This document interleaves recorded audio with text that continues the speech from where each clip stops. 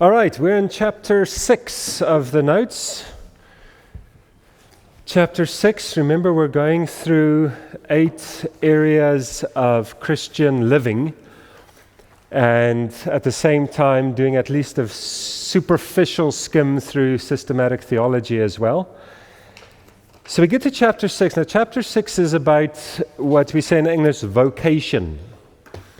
Or if you want to use a biblical term that is often used in a more spiritual context, but has this more ordinary usage as well, a calling. And he talks a little bit about the fact that typically when we say, what is your calling as a Christian, we're talking to pastors entering the ministry or missionaries or something like that. And there is a usage in Scripture where it simply refers to the place that God put you in geography and time and what He requires of you in your different roles. And it's good to realize that from time to time, that we don't separate our life into its work component. I'm this kind of person at work, I'm this kind of person with family, I'm this kind of person at home, I'm this kind of person in my neighborhood, this kind of person at church then, but you're the same person everywhere and everything affects everything. So it's very significant. And so a large part of this chapter is focused on your workplace, actually, your job, what you keep yourself busy with most of the week. And then family is a significant part, obviously, as well. Initial thoughts or comments on the chapter? Just from the very start, the second paragraph, page 94, I just think it's a great point to not just come into our conversation about our view on vocation and calling, but to scrap everything and go to what Scripture says. True Christians must search out and grasp what Scripture says about work, about our callings in life, and how we ought to honor God in them. We need to respond to the Holy Spirit's conviction, repent of wrong ideas, and embrace a God-honoring way of life. So that's just a brilliant approach to anything, but especially, it's quite boldly stated at the start. And then at the bottom. Well, before you get to the bottom, the comment is made just that, and it's an important comment, that we have to kind of assume we don't know what the Bible says about every area of our life, and thereby search the Scriptures instead of just saying, well, I kind of grew up this way, so it must be this, or I'm not even giving it a second thought because I just assume I'm right, because it's just the way everybody works.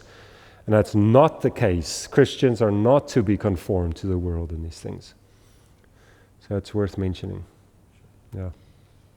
And then the bottom of the page. Yeah, so there's just the relevant passages that are highlighted, that are applicable, so if he puts his money where his mouth is. Yes. He goes to those Scriptures and references them at least. So the verses at the bottom of page 94. By the way, what's missing in that list? There's a bit of an odd question. What's missing in the list? What significant portion of Scripture? I'm not looking for an individual verse. What significant portion of Scripture is missing in that list? Okay, Old Testament is a very broad answer. Can you refine it at all? Because it is right. So he's talking about work. Okay, so he has Ephesians 4, there's one verse. Colossians 3, great few verses. Thessalonians has lots to say, 1st and 2nd Thessalonians. He has Timothy verses. He's got a 1 Peter section. What did you say just now? Proverbs. Proverbs is the go-to passage. It's by far first on that list. Proverbs has lots to say about work. Now, there's many other individual verses you could add. He picked the key ones there. But the book of Proverbs needs to be added just as a category book. Okay, you have to skim through Proverbs. And the kind of words you're looking for when you talk about your job or your employment or what you keep yourself busy with, even if you're not formally employed, you're still doing stuff, you're being productive. The two key words in Proverbs, there's many others, but the two key words are the diligent man and the sluggard. Okay, those two words is you're looking for in Proverbs. And there are lots of other ones too. For example, one of my favorite workplace proverbs is the one that says, if you like smoke to the eyes and vinegar to the teeth, I think it's that one, is a man who gets sent on a message and doesn't deliver it or something like that. Okay, it's just you didn't actually do what you were told to do. It's an annoyance. It's like walking around the braai and continually having smoke in your eyes. You just can't get away from this nuisance. So verses like that one doesn't use diligent or sluggard, but it's the same kind of topic. The specific one-liner that I thought was missing was the 1 Corinthians 10 and 31, to it to the glory of God. That goes against the whole idea of having a separate compartmental life, right? Yes, 1 Corinthians 10:31 comes up later, but it wasn't in that list. Whatever you do, whether you eat or drink or whatever you do all to the glory of God. Yeah. Okay, the context there is the eating and drinking is probably a communion reference, and all things is church-related things, but the application to all things is certainly very obvious in the verse. It's not a big jump in application to get there.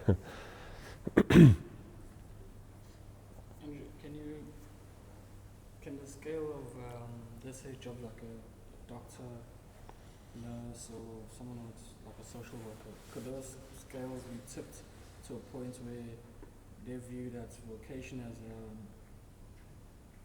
more important from outside of that, because it's like, it's about well-being, it's about saving lives and nursing people? Can you get to a point where it also excuses them from being involved in the local church? Good question, yes. Okay, so the question is, there's kind of two sides to it. One is, are there some vocations that, what's the right word, rank or something like that, higher than others in a sense, because of the goodwill that it does and so on? And you understand, okay, there's obviously a difference between investing your life into being a medical doctor or emergency personnel of one way or another, and collecting golf balls at the end of the driving range. Okay, there's a substantial difference in impact in life. So can you rank them that way?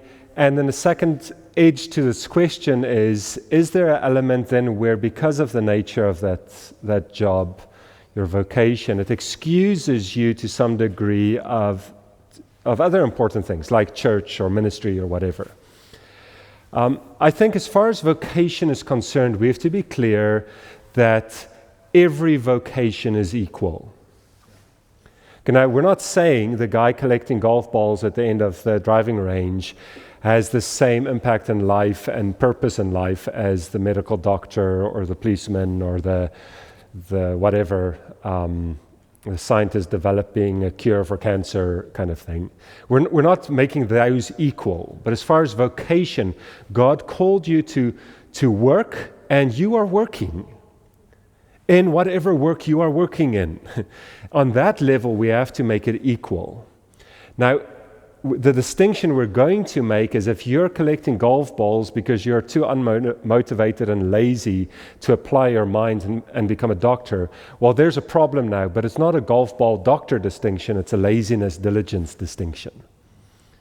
But the guy who can't find any work, maybe qualified as a doctor even, you get this in immigration often, okay, gets the lowest job. He's literally paid to run across the driving range, collect all the white things, and come back. If he does that with excellence, well, then he ranks as high as what his education might well be. I saw this in the States. We lived amongst a lot of Mexicans, mostly Mexicans around us, and they have the lowliest of day jobs. And you get to know some of them, and they're qualified surgeons. They're qualified scientists, like white lab coats and behind a bunch of fine instruments kind of qualification. So on that level, you can't make a distinction. It's your vocation, and you're working with excellence, so you're honoring the Lord. But obviously, if you're lazy and unmotivated, then you get back to a Proverbs thing. So as far as vocation, God's calling on your life, diligent, working hard, it doesn't matter what you're doing. In fact, a lazy doctor is worse than a hardworking burger flipper. But then the question comes up, if you have that hardworking, diligent doctor, does it excuse him from other responsibilities in life that are important, like church or ministry? You mentioned that. We can add to that list family responsibilities, things like that, obviously, too. And the answer is no. You have to be faithful to God in everything He calls you to. You can't say some of the calling is higher than the rest. And that's obviously what these notes were on a little bit, saying you have a vocational job calling, but you also have a citizen calling. You also have a spouse or parent calling. And we can actually add a few more that aren't even in here for sake of brevity. You have a neighborly calling. So you can't just say, well, I'm so busy, I need to get to my appointment, that you're rude to the person next to you on the road or something like that. Okay, so all of those, that's where the Christian worldview is very different. It takes all of those and says all of them are important. And so you actually protect yourself through a Christian worldview from being faithful in one thing and completely disobedient or neglecting of other responsibilities. Does it make sense? It's a very, very important thing to nuance carefully. Jan? I'd like us to spend a bit of time, maybe later on 1 Corinthians 3, especially the whole reward thing and how that relates to. But just coming from this, on the one side we get it when a sluggard, regardless of how gifted or whatever he or she may be, will never get into some proficiency if they're just sluggard. The opposite of that, what if you have someone who's highly motivated, hardworking, committed believer, who is cognizant of the fact that they're not excused from God's law is perfect, they're not excused from anything else. You will say no to some professions because it's sin. It's just, I mean, you can't be there's some things that you just can't be. Lawyer. I'm joking. No, but it's true. There are some things you just can't be as a Christian. There are some businesses that won't exist in a sinless world. So obviously, as a Christian, you can't be you can't be a prostitute. You probably can't work at anything related to that either, and stuff like that. Okay. Things like a casino manager. I mean, exactly. A bit more about that, but actually just no. There are ethical things that will make that you'll never find a Christian in that environment unless it's slavery. And then maybe not even. What about a lawyer that's a criminal lawyer? Okay, back to the issue though. So if it's not a sin issue, if it's a wisdom or foolishness issue, for example, you realize that, let's say like someone like a general surgeon who's just, he's basically never going to be home, he's going to be on call all the time. When he goes home, his dog is probably going to bite him because never mention his family. So some professions that are just not wise for Christians to pursue, even though ethically and morally they may.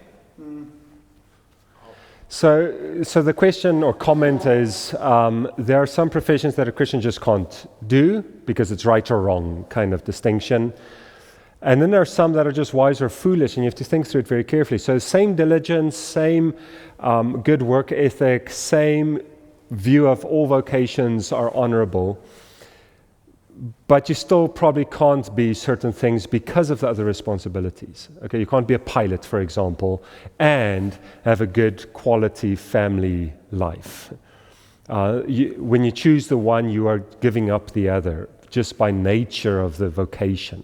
Or you're going to be the only guy in that vocation, in a worldly sense, in a worldly context, that doesn't work a certain way, which might well be that it isn't profitable for you. You can't actually make money.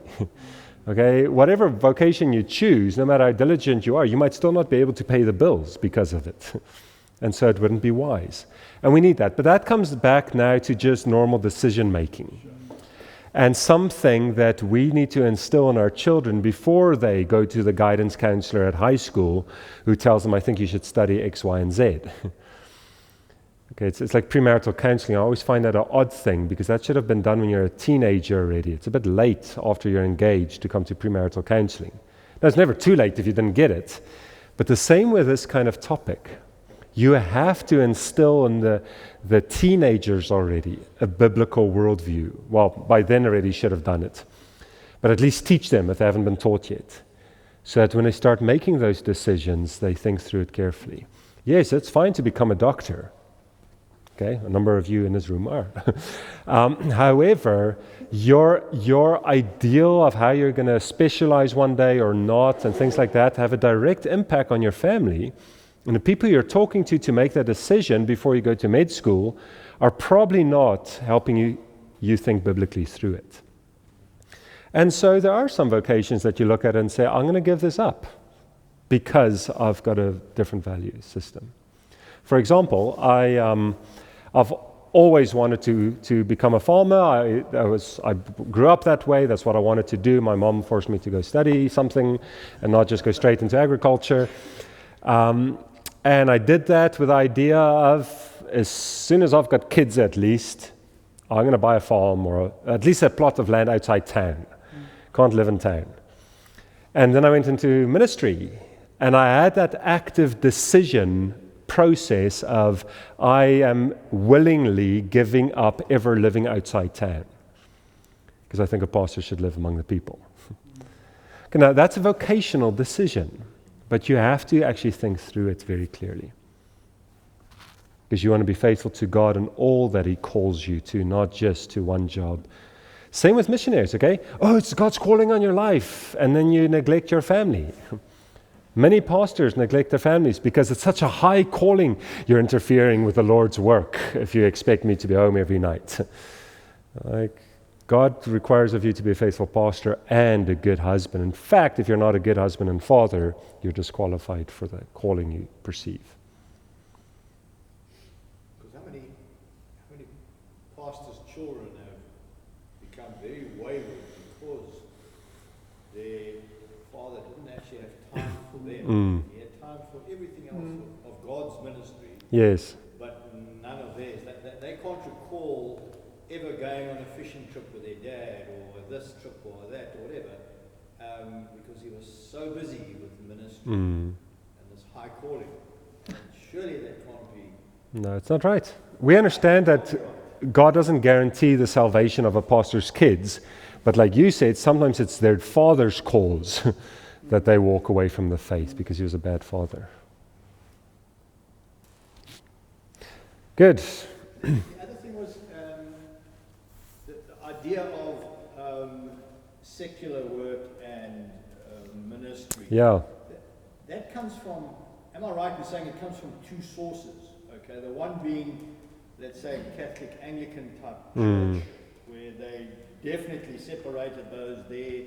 The priest and the minister was in this high-ranking list, and when he came to visit, you take out the silver and all that. I remember that. The Dominee is coming to visit, so.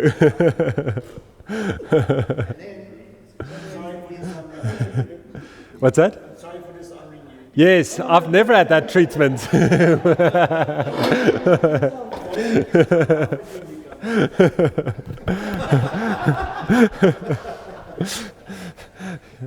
And then the other side is obviously the charismatic side. That also created this anointed special breed of men and women in some instances. Is that Absolutely. So that gets one thinking that geez, I'm in a secular job, but Jan's in ministry, so he's a super dude, and I'm not. Type of thinking. And I liked, he had a whole section on that, page 96. He says, principle number 1, there is no sacred versus secular distinction in God's mind. That distinction is an artificial distinction. And you can trace it in church history a little bit. A Roman Catholic Church obviously had a big role to play in that distinction. The priests are separated from secular work into monasteries, and you've got the monks and nuns, which has the same thing again of they are obviously more holy simply because they are not occupied with the worries of this world. They're committed to prayer and things like that, and then a humble life. So they'll do their own veggie patch and things like that. That's a Roman Catholic false distinction that's been created, and it's trickled down into all spheres because of that of Christianity. And we are the ones trying to restore that again and say, yes, there's a double honor that's due to a pastor. Okay, Scripture talks about that, but it is partly because of his work. It even says that his work is a spiritual work primarily, but beyond that, there's no distinction. Okay, Paul maintains two, and there's that clear. The one isn't higher than the other. There's a bit of honor due, and that's about it. But that falls away anyway. Another section on what's it, bivocational addressing, where Yes. we have a supporting job. He deals that with that bivocational ministry thing, and he says he obviously makes a case there, saying that it's a good thing too. I'll add, we'll get to that in a moment. We have to refine something there, I think. But the bivocational thing in Scripture is very common. It's no surprise a lot of your godly men in ministry are bivocational, and that disproves that whole distinction thing then. Circle back to what we were discussing with regards to vocation versus family life, Mm. and finding a good balance with that, and then open a giant can of worms with regards to ladies and vocation versus Yes. and counsel women in particular towards maturity with regards to that balance between secular outside of the homework and bringing up children, because that's a very difficult topic to approach. So this vocation versus family responsibilities and things like that is a very important topic for men to talk about, and I think we need to do a better job at that, at training boys in this. But it often hits a particular level of sensitivity and complexity when you counsel women. And that's not because it's more of an issue for them than it is for men. It's actually more for men. It's just, it becomes a bigger discussion with women. And part of it is because of our time, the feminist agenda, things like that, pretending that all jobs are equal for men and women and nonsense like that, instead of honoring the distinction. How do you counsel women? How should we think about it? Okay, counseling is application of our thoughts. How do we think biblically about the role of women in secular work, especially then as it pertains to their calling as a wife and a mother? And what if they're single, but they want to be a wife or a mother, but in the meantime, they also actually have to win the bread, as we would say, okay?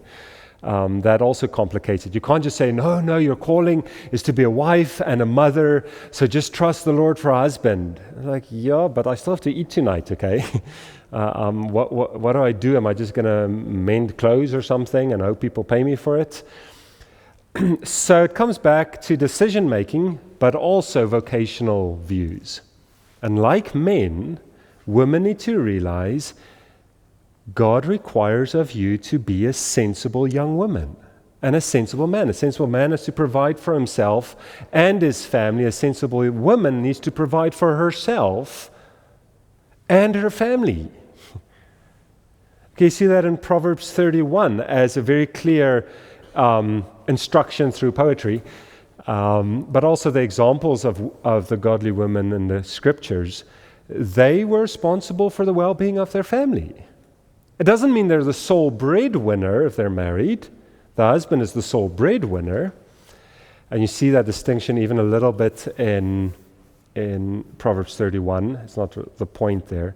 But she looks well to her household. She provides for her servants. She invests in business endeavors and things like that. So they have to provide for themselves and for their families. That's not the big emphasis in Scripture, because the big emphasis in Scripture is assuming a biblical design of family, and therefore, when it makes broad statements, it just sticks to the basic design, which often is not the case in a sin-cursed world. And so every time it gives instructions to women, it tends to be in the category of wife and mother. The instructions given to them in their workplace typically just fall under the general workplace things, and the male pronoun is typically used simply because it includes the female too when it comes to generic statements for mankind. So I think we should be better, we should work harder at taking those general mankind statements that typically have the male form of address and applying that to women too. The flaw we have in Christianity in the last, let's say 50 years of traceable kind of church ministries across the globe, we know about them now because of the internet, is that women ministries focus on Proverbs 31 and Titus 2. And that's about it.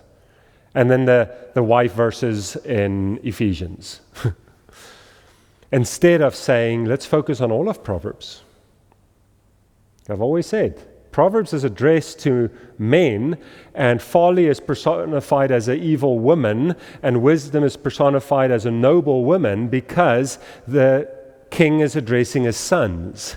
But you can easily flip the pronouns and say, ladies, wisdom is like a handsome young man, and acting foolishly in this world is like being married to a dud. Okay? You can easily do that for the sake of application. Okay, the meaning is very clearly a father to his sons, but you can extend it to a father to his daughters or a mother to her daughters as well. Just like you have the mother-son relationship a bit in Proverbs 2. So I think we need to do a better job at that. And then when you counsel women about this vocational versus family distinction, you're counseling them almost in the same way as the men.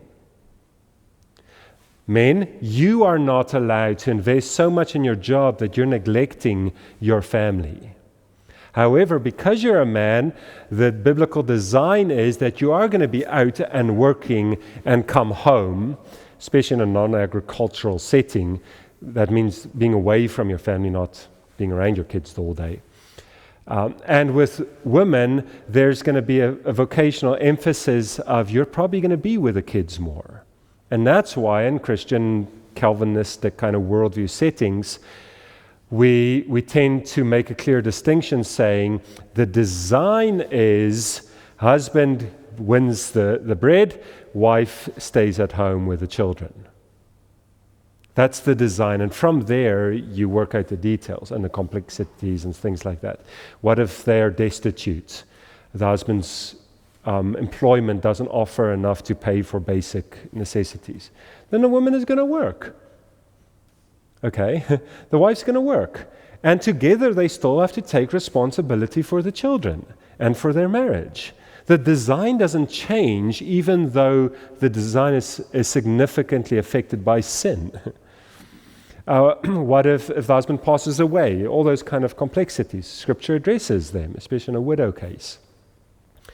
But I think when we counsel women, we have to start with, go back to the design for all mankind. And what's true of a man is to a large degree true of you too. You're both responsible to be faithful in everything.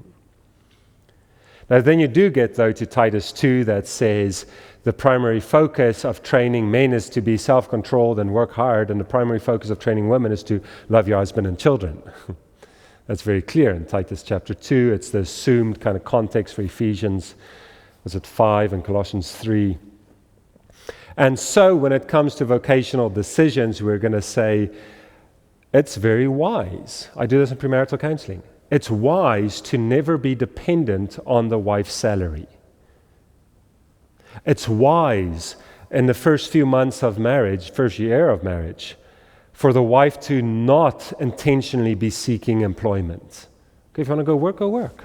Okay, work hard, be diligent, don't be a sloth at home, which is often the case for newlyweds who have this very biblical view of where as soon as we get married, I'm going to quit my job, and then they sit at home and do nothing. That's unbiblical. It's not that unbiblical to keep your job.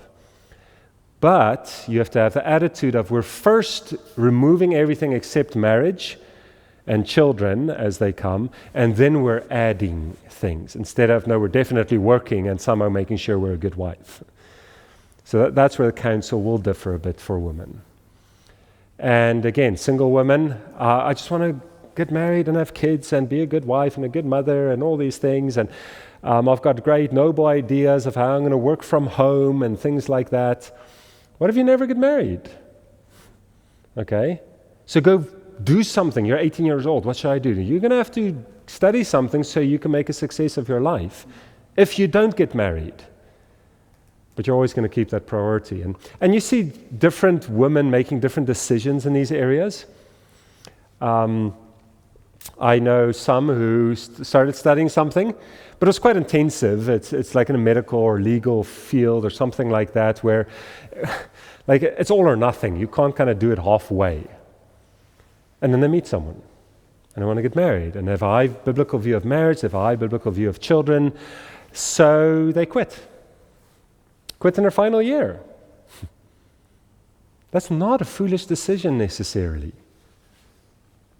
It's not necessarily a wise decision either. You have to work through the wise decision making with godly counselors. But you can't just, because the world's like, oh, you wasted 4 years of your life by quitting in your 5th year. You had 1 year to go, or you finished your degree. You just had to do 2 more years of work. Then you could get board certified and things like that. You wasted your life. That's not a waste. I'm not using my education for the profession that it promised. That might be true. But nothing is wasted. Okay, then you'd have the same argument with me. I wasted my computer science days because I went into ministry a year after you should work for 10 years first just to make your computer science degree worth it. No, nonsense, man. So we just have to break down that stereotype of a woman is a fool if she gets married and quits studying. It might be wise, it might be foolish. There's no default answer to that. Sorry? My friend, his wife, she got a degree, architectural degree, but it was one of 2 in the world, in the country. So she and this other person. And then my mother said, "You're crazy." And they were all against her, obviously, getting married and staying at home. And I mean, they married now for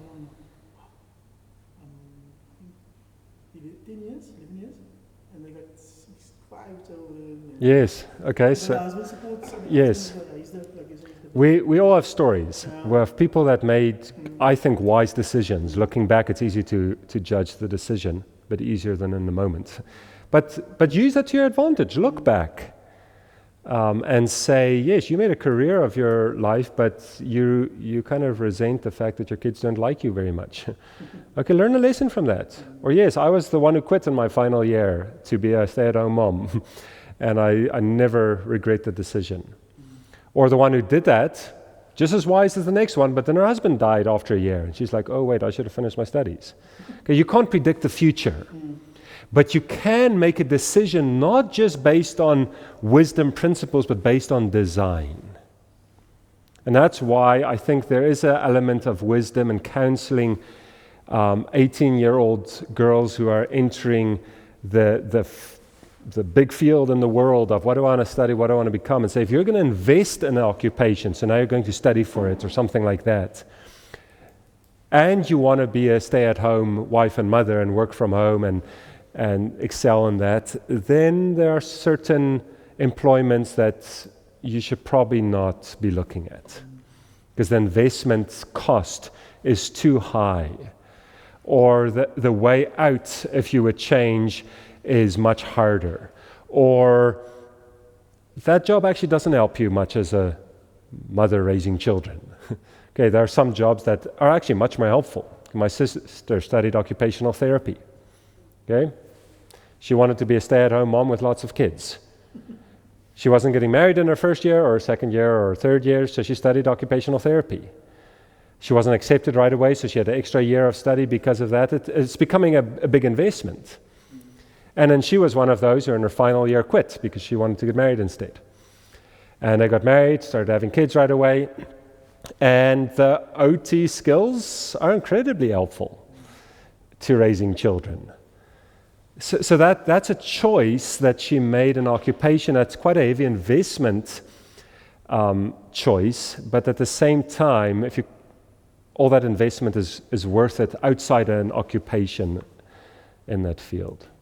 And I think we just need that kind of wisdom, and somebody just needs to tell young women that and say, look, think about this. Okay, somebody has to say this to you. So when you're counseling young women, they've come to a point in their lives where they've excelled and got masters and everything, and are still very unhappy. Is it due to the lack of viewing work from a biblical point of view? Because now they're like, well, this actually didn't give me fulfillment. I actually realize I want to be married and have kids. But then, like you say, that's not promised. So then they say they never get that blessing or whatever. But they're stuck with all these master's degrees and all these journals, whatever. Yeah, how would they move forward in life? Yeah, so couple things here.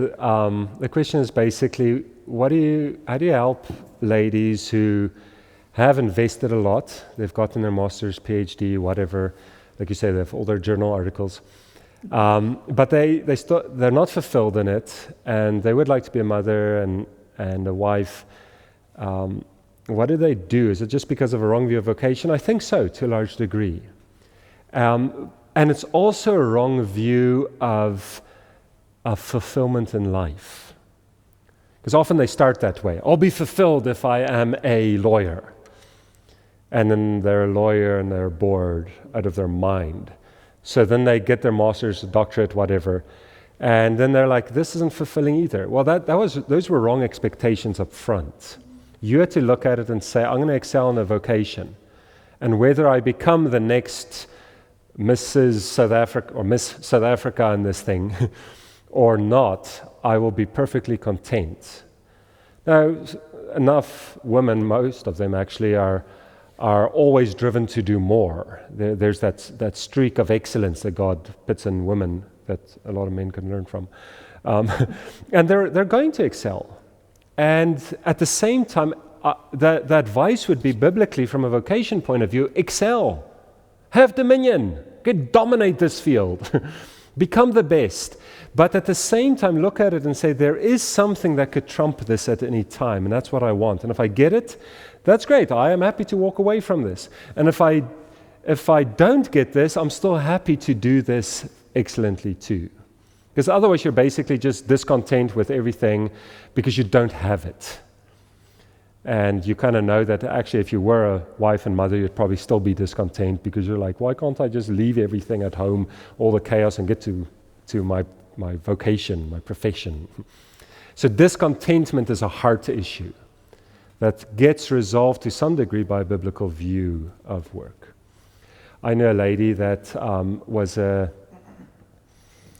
microbiologist or something. She did genetically modified agricultural stuff, seeds and stuff. And she wanted to get married. So she studied, bachelor's degree. Like, that's what everybody does. I can get married anytime and quit, or it's a job I can maybe do a little bit on the side still. And then she never got married. So she pursued her master's degree and got it, pursued her PhD and got it. Now she's top in the country and she's still not married. And her frustrations is a little bit, is it because I'm overeducated now that I'm maybe not getting married? Imagine, okay, she's in her late 20s, early 30s maybe, and she meets a guy, and the guy's interested. Oh, what do you do for a living? No, I'm a scientist. And then after the second or third date, you find out the poor guy has a bachelor's or a diploma in something, and he's dating this PhD lady. Okay, does that maybe contribute to her not being married? Maybe. Okay, you can't say definitely, obviously. But there is an element where she has so excelled in one area of life, she's willing to give it up any moment, but you're wondering if she didn't dig her own hole there a little bit. No, I don't think it's the case, but maybe. Okay, maybe there aren't men who are willing to say, look, we still make a great couple, even if you're 10 times smarter than I am. Again, in all of this, discern the difference between heart issues, discontentment, because that will be true in every field, and lack of biblical worldview. Okay, those are two different issues, and both need to be addressed.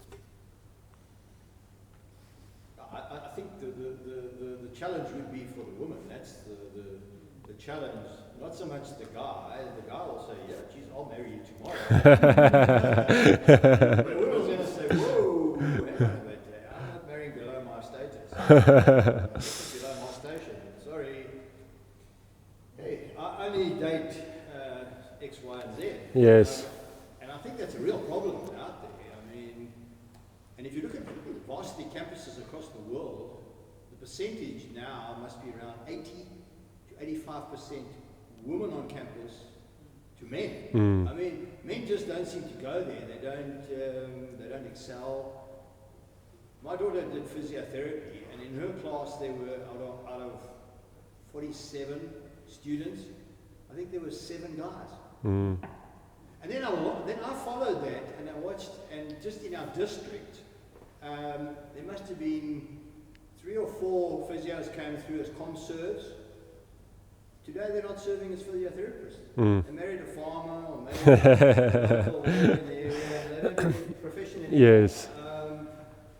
And similarly in veterinary science, because a lot of the women become vets, but they don't want to practice as large animals. They don't mind the kitty cats and the they don't want a big cow that they've got to check, or 100 of them, or whatever the case is. They're not interested. So you have this huge, I mean, if you look at the numbers coming out of Honestburt, yeah, the majority are women, veterinary scientists coming out, and yet they don't follow through. There's a shortage in certain areas. And you're going to see that in history. It's going to come and go. It's going to be up waves, down waves of professions that are all of a sudden lacking skills, not because they're not qualified people. It's just that people are all men or all women, and the other gender is actually better at it. Okay, you're going to keep getting that. And that's where we as Christians can come in and offer a balanced worldview on these things and say, this is all fine and well, but do you actually think about the implications? Instead of the world's drive, that's like, we need to change the gender ratio in this industry or whatever, and everybody jumps on board, and unsuspecting Christian young man or young woman jump on board without even giving it a wiser thought. I mean, I got my job because I thought I was a woman on my CVs. You even got your job because they thought you were a woman.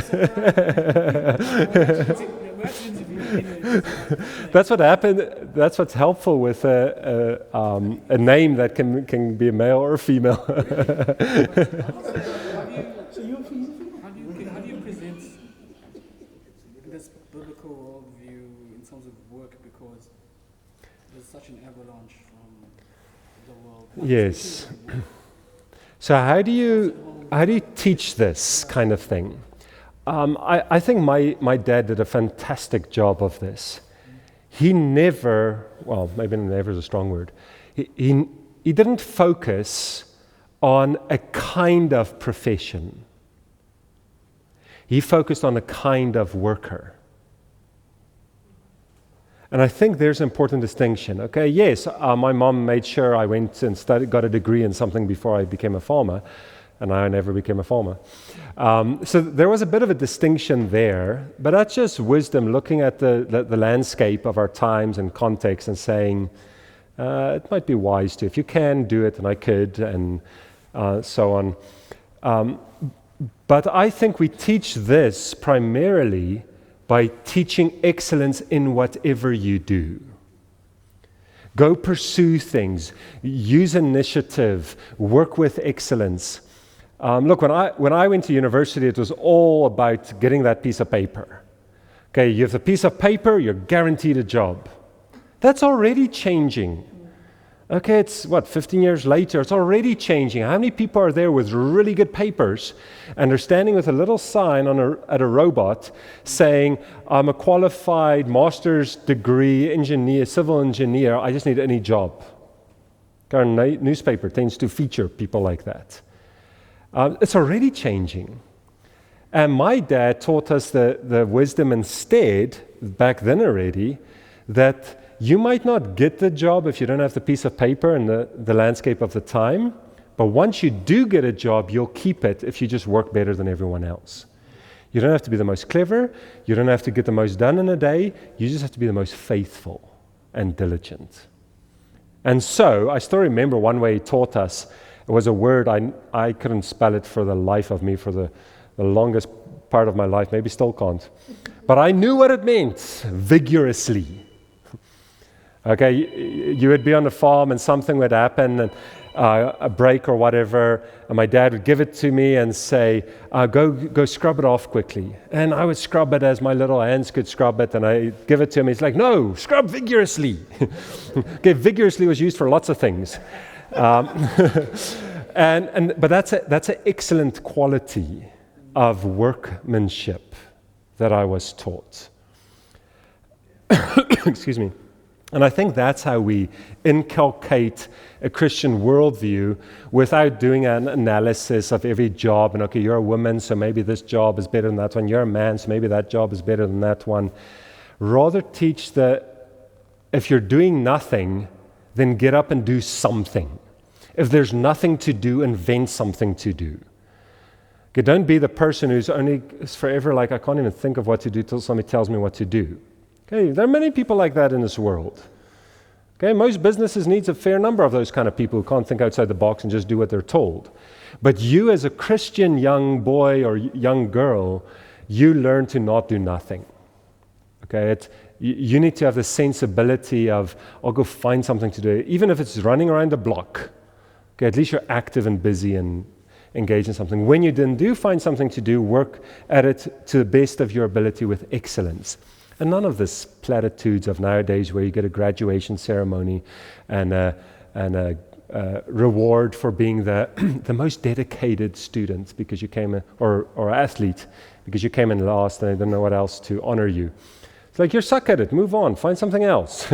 Okay. And then the balance too of you work with excellence within your limitations, I think is important to add. Because you can go and perfect a craft. But if it takes you 3 months to do what other guys do in a week to a lesser quality, okay, you've got a problem. Okay, because nobody's going to pay you to take 3 months to do it because they don't care about the quality to that perfection degree. So, work with excellence, work just because work is good, don't do nothing, and work within your limitations. I think those are the qualities we want to train our kids, inculcate in them. A friend, he's passed away now, he and his wife, when they got married, they decided that he's going to stay at home and look after the children, and he did a good job, I think he did, very good, and she worked.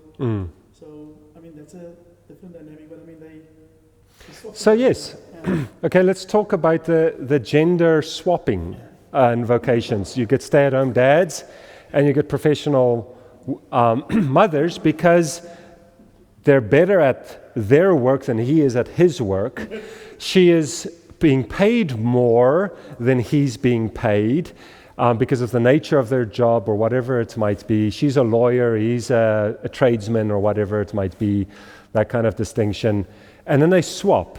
What do we as Christians think about that as far as God's calling? Well, I think you answer it by asking it that way. What is God's calling on a man and a woman? His calling is not dependent on their skills and abilities. His calling is dependent on their design. Okay, I've had a few conversations recently where I realized we need to make a bigger distinction between, so you have wise and foolish, you have commandments, but above commandments, you have design. Because the commandments don't address all the scenarios. Okay, husband work, wife work, that's the commandments. Husbands be good workers and husbands and fathers. Women be diligent, work at home, love your husband, love your children. Okay, so that's all equal as far as the commandments are concerned, but it's the design that shapes those commandments, that gives you insight into why the commandment is worded that way and why the emphasis in Scripture is a certain way. So you look at this and say, why have they swapped? Why is it stay-at-home dad and professional working mom? Is it because of an honoring of a design, or is it because of something else? Now, I'm still to meet somebody who's doing this because of the design of a man and a woman. All the ones I've spoken to do it because of financial reasons, do it because of a certain view of the job calling rather than the everything calling. So I think there we as Christians need to demonstrate that we think through it very differently.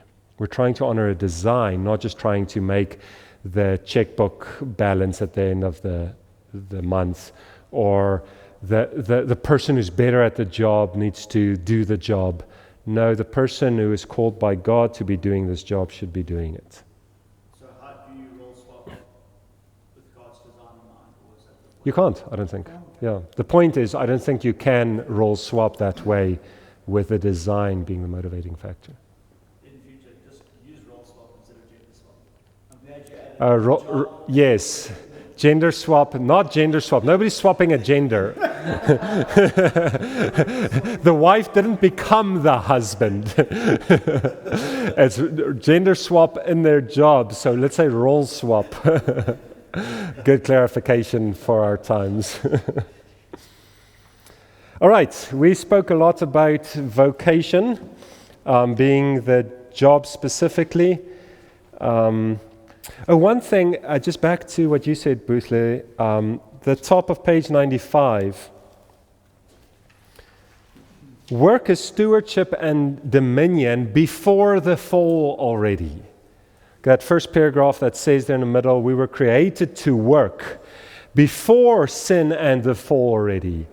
Man was placed in the garden to work. And I think that helps. To see work not as a means to an end, so I can earn more than you can earn, so I will be the breadwinner, or not see work as this kind of necessary evil. You work enough so you can play a lot on the weekend, but to rather see work as a noble thing in and of itself. And that's why we're going to work to be a wise steward and to have dominion. Because some of us are better at the stewardship thing. Just whatever you find to do, you do well and you maintain well. Others are again like, I hate maintaining. I just want to go do something new, and let's go invent something, and let's go where no man has gone before. And that's more the dominion side of things. We have to do both, but we understand the distinction a little bit. That was before the fall already. Okay, so go for it. And excel again. Work is good just because you're a human being. God works, you work.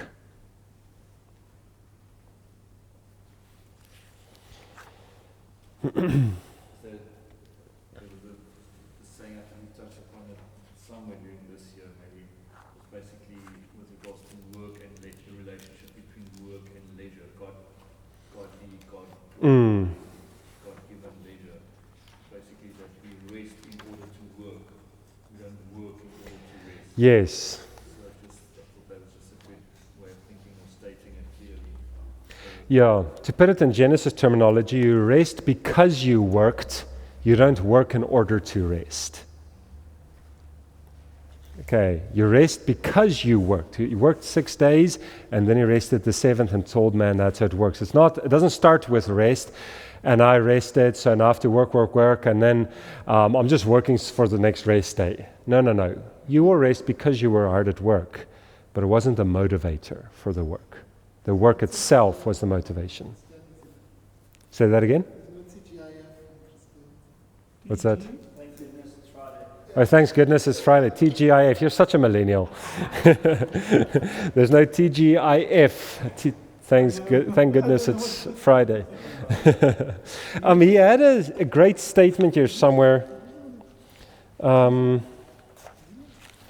Where was it? Where you play at your work and you work at your play. Oh yes, first page in the middle there, just above the picture. We worship our work, we work at our play, and we play in our worship. That's such a true commentary of modern Christianity. It's on page 94, in the middle of the page. think it's linked with the thing that he says in page 96 where he says, person spends time sitting in a desk for hours on the internet and social media. Takes longer breaks and lunches for and they are still within the... Okay, it ties in with what he says about working slowly is a form of stealing from your employer and things like that.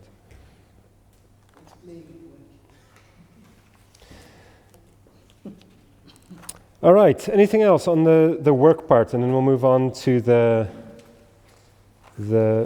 family part. Actually, yes, let's talk first about page 101. There's something I want to just nuance a little bit for us.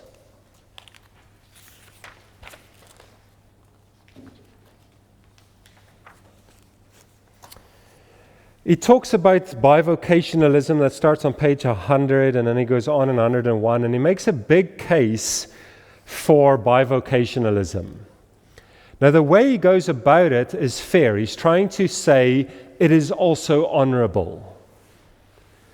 But I think he goes a bit too far and his wording is a bit vague. It's not against, it's just a bit vague. It almost sounds as though he's creating these two camps. A bit of a false distinction that he's creating. Saying bivocational is very, very good and there's no commandment against it and things like that. That's all true, but it does neglect the design component again. It might be very wise to be vocational. There's lots of benefits. He later mentions the disadvantages too, to be fair to the notes. And it might be wise. And it might be the righteous thing to do from the minister's point of view. But it's not a wise or even a right thing to do from the congregation's point of view or from the people he's ministering to. Or let's say congregation, because if he's a missionary, it's the sending church that's responsible. 1 Corinthians 9, verse 14 says very clear, God made sure that if you work in ministry, you can eat from ministry. You can earn your living from it. He mentions 1 Corinthians 9 a few times, but verse 14 is somewhat neglected. Okay, so when you talk about bivocational work, from you as the one who's in bivocational work, very honorable. But from those receiving your ministry or sending you into ministry, if you're a missionary, it is shameful. Okay, it was the Corinthian setting where Paul said, I worked so as not to be a burden on you. And it's to the Corinthians that he wrote and said, God actually has a different design. To the Philippians he wrote, it was very noble of you to make sure I didn't need to work. Okay, so for my godliness' sake, yes, I worked amongst the Corinthians as an extra job. But I was a shame on the Corinthians. And the Philippians were commended for making sure that he actually didn't need to do that. Okay, we have to make that distinction. Bivocational, very honorable as far as your vocation, but it's not the design, and I know that's not the topic of this chapter, but we have to say the design for a wife would be not to have to work, not be dependent on her salary. That would be a good design principle, and here a much clearer design principle is pastors should not actually have to earn their income outside the work of ministry. Even where Scripture says that an elder who serves well is worthy of double honor, that by implication means an elder who doesn't serve well is still worthy of single honor, which is the salary. So the double honor thing you could certainly use to say the salary is a form of honor. Okay, Paul even put it in the words of, if I have sowed spiritually among you, is it not fair to reap earthly things? Okay, that trade-off should be very much in the favor of the congregation. It's like, oh really? We can literally just pay you money as a way of saying thank you? Like how on earth do you say thank you for spiritual investment? Counter spiritual investment? Well, that's a high calling if your pastor is the Apostle Paul. There's certainly some of it. The Philippians did that, for example.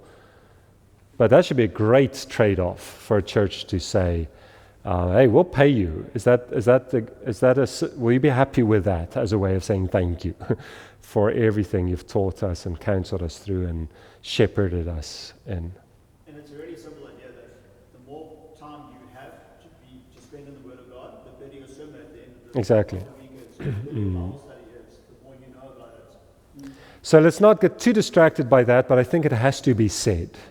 Okay, yes, it's wonderful for a minister to be bivocational. It's a great compliment to him, but it's not a compliment. It's a rebuke, in fact, to the people he's ministering to or to Ascending Church. We have time before I think the break for Yeah. the correct application of 1 Corinthians 3. Yes, where was that? I was looking for it just now. That is page 99. 99? Page 99.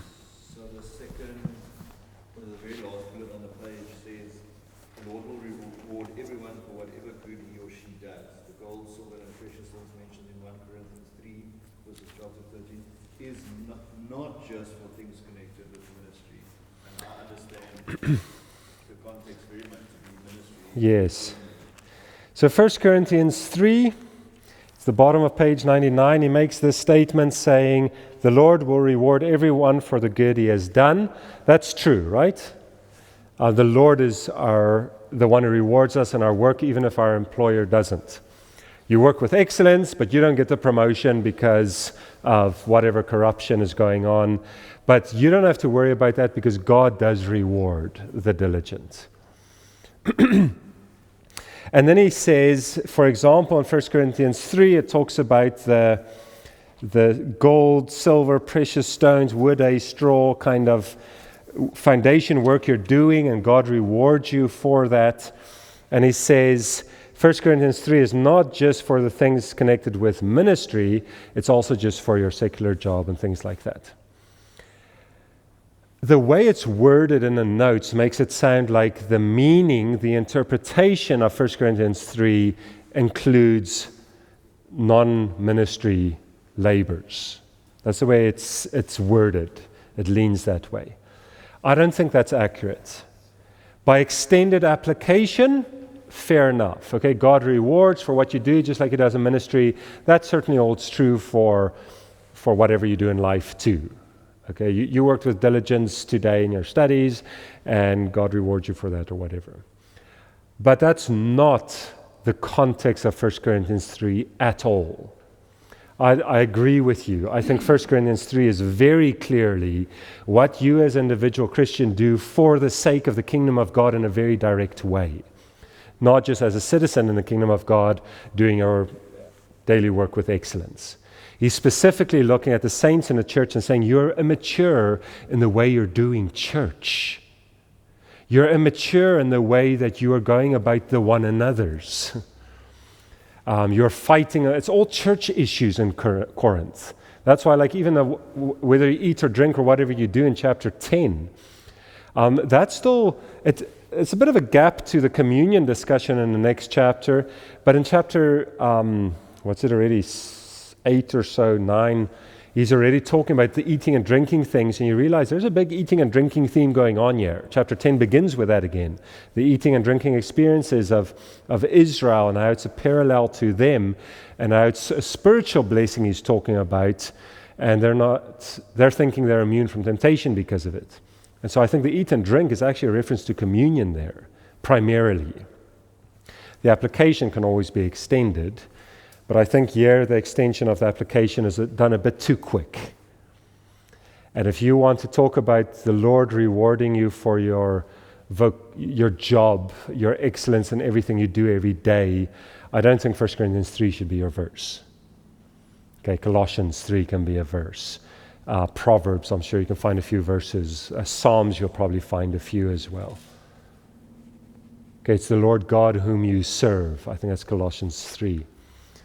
Those are great verses for that point, not 1 Corinthians 3. Okay, exegetical or expositional question there. By the way, I just want to give a definition for the top of that page. It says, work with sincerity of heart. Okay, sincerity is a word we know well, but if I can give you a very potent definition, especially for how you work to your boss, is single focus. And I think we need to say that in our cell phone age. How many of you work in your employment, be it for a boss or yourself, without the phone's interruption dominating so much of your day? Okay, it's a Facebook reel, it's a YouTube suggestion, it's a WhatsApp beep that actually has nothing to do with anything you're busy with. It's good to be in a vocation where you actually are forced to leave your phone at the door or turn it off. Okay, it's like preaching. I can never check my phone while preaching. And I don't even think about it twice. And yet when I'm studying for that sermon, I respond to every little beep. Okay, it's almost good to forget your phone at home. Sincerity, single focus. Thank you. You're going to donate the box. Actually, bring the box to church too. Everybody has to put their phone in. You see that in some restaurants are doing this now, where they actually have a box on the table that you can lock. So the code you enter is the code it unlocks, and everybody puts their phones in there. Because they realize everybody comes to this fancy restaurant to have a great time with their spouse or their friends or whatever it is, and then they're all still just sitting by their phone taking pictures of their food and sending it to all the people who aren't there. That's a great initiative. What's that? I had some friends who did the same thing. They put all their phones upside down in the center of the table, and whoever touches his phone first pays the bill. That's a great way to do it. Okay, the same with your work. You might say, yes, but if my wife calls, that trumps everything. Well, fair enough. Go, or either give her your landline number that it goes through the secretary or switchboard or whatever, or change the ringtone for your wife. So that if it beeps, you ignore it, but if it screams on the top of its lungs, then you answer it.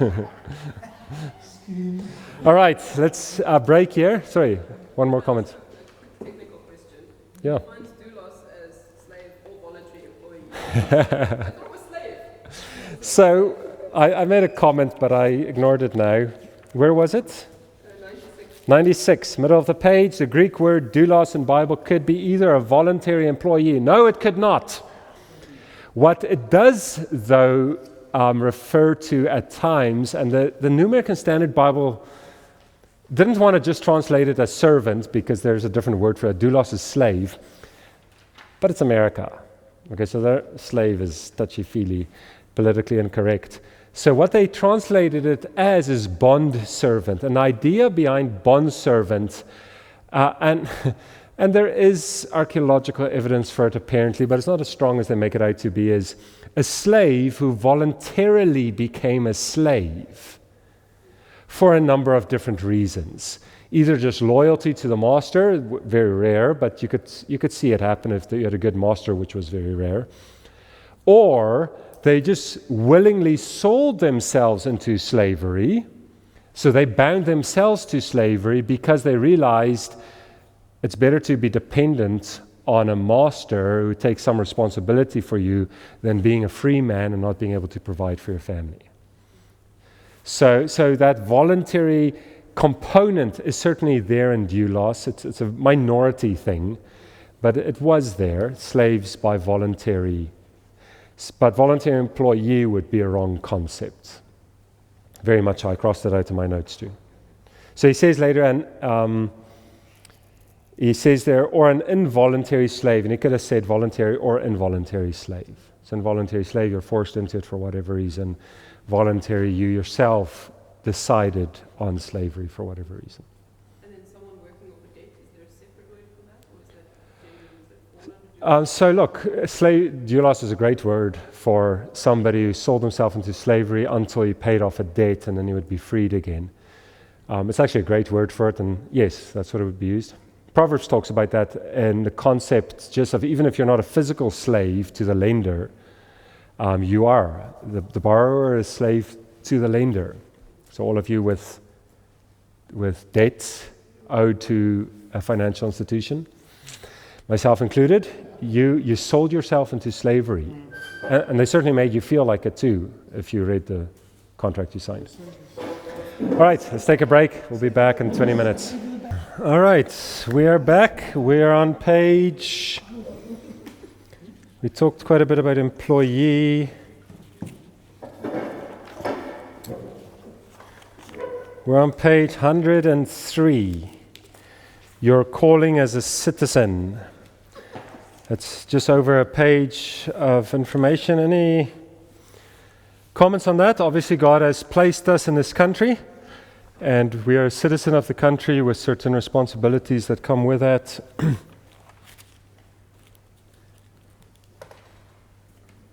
Would you describe as like dual citizens of Kingdom of Heaven and citizens of whatever country you're in? Just as a description, that's a kind of good reality to be aware of. So because you're a citizen of heaven, what are your responsibilities as a citizen? South Africa is to whatever. But then clearly that the one trumps the other. But Yeah, you're a dual citizen. It's a helpful thought, except some countries allow dual citizenship here on earth, and it literally means you're 100% loyal to one and you really do nothing for the other. I have that. I've got dual citizenship. But I'm fully engaged in South African affairs, and I literally do nothing at all for Canadian affairs. I don't know who the Prime Minister is. I don't know who the next whatever is. Oh yes, Trudeau. I guess I know that, common knowledge. But I didn't vote. Yeah. That's not though what we're talking about when we say dual citizenship as Christians, citizens of heaven, and also still on earth citizens of our country, South Africa. We're active citizens in both. In fact, the heavenly citizenship, the one that's far off in a sense, is more dominant. I like what he had in that last paragraph in that section, so it's at the top of page 105. It's a good balance, and I want to add another distinction of vocabulary to this paragraph.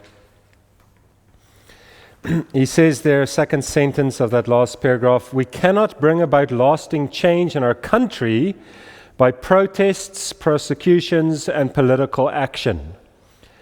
That's a very, very controversial statement to make in a group of Christians, but it's profoundly true. The one who shouts the loudest isn't the one who necessarily makes the most change. Now, the one who just sits quietly and does nothing also doesn't produce any change. But protests have never or very rarely produced good change. And even if they did, it wasn't the best way to produce that good change. They say, okay, so what other ways are there? Because complying isn't going to change anything. Protesting certainly seems to work. It's still a very, very inferior method to compare to being a good Christian citizen. And he continues by, he says, electing a Christian president doesn't make us a Christian nation, obviously. He says, we must do the harder work of sharing the gospel and seeing God change the hearts of one person at a time. Okay, you don't change a country for the better as a Christian with lasting implications by protest. In fact, you probably ruin your Christian testimony more. But if you would be a little more zealous in your evangelism as you are in your politics, and just go and share the gospel with the next person, then God will bring the change if He decides the country has to change. If God doesn't want the country to change, no matter amount of protest is going to work either. And our country perhaps proves that very, very well.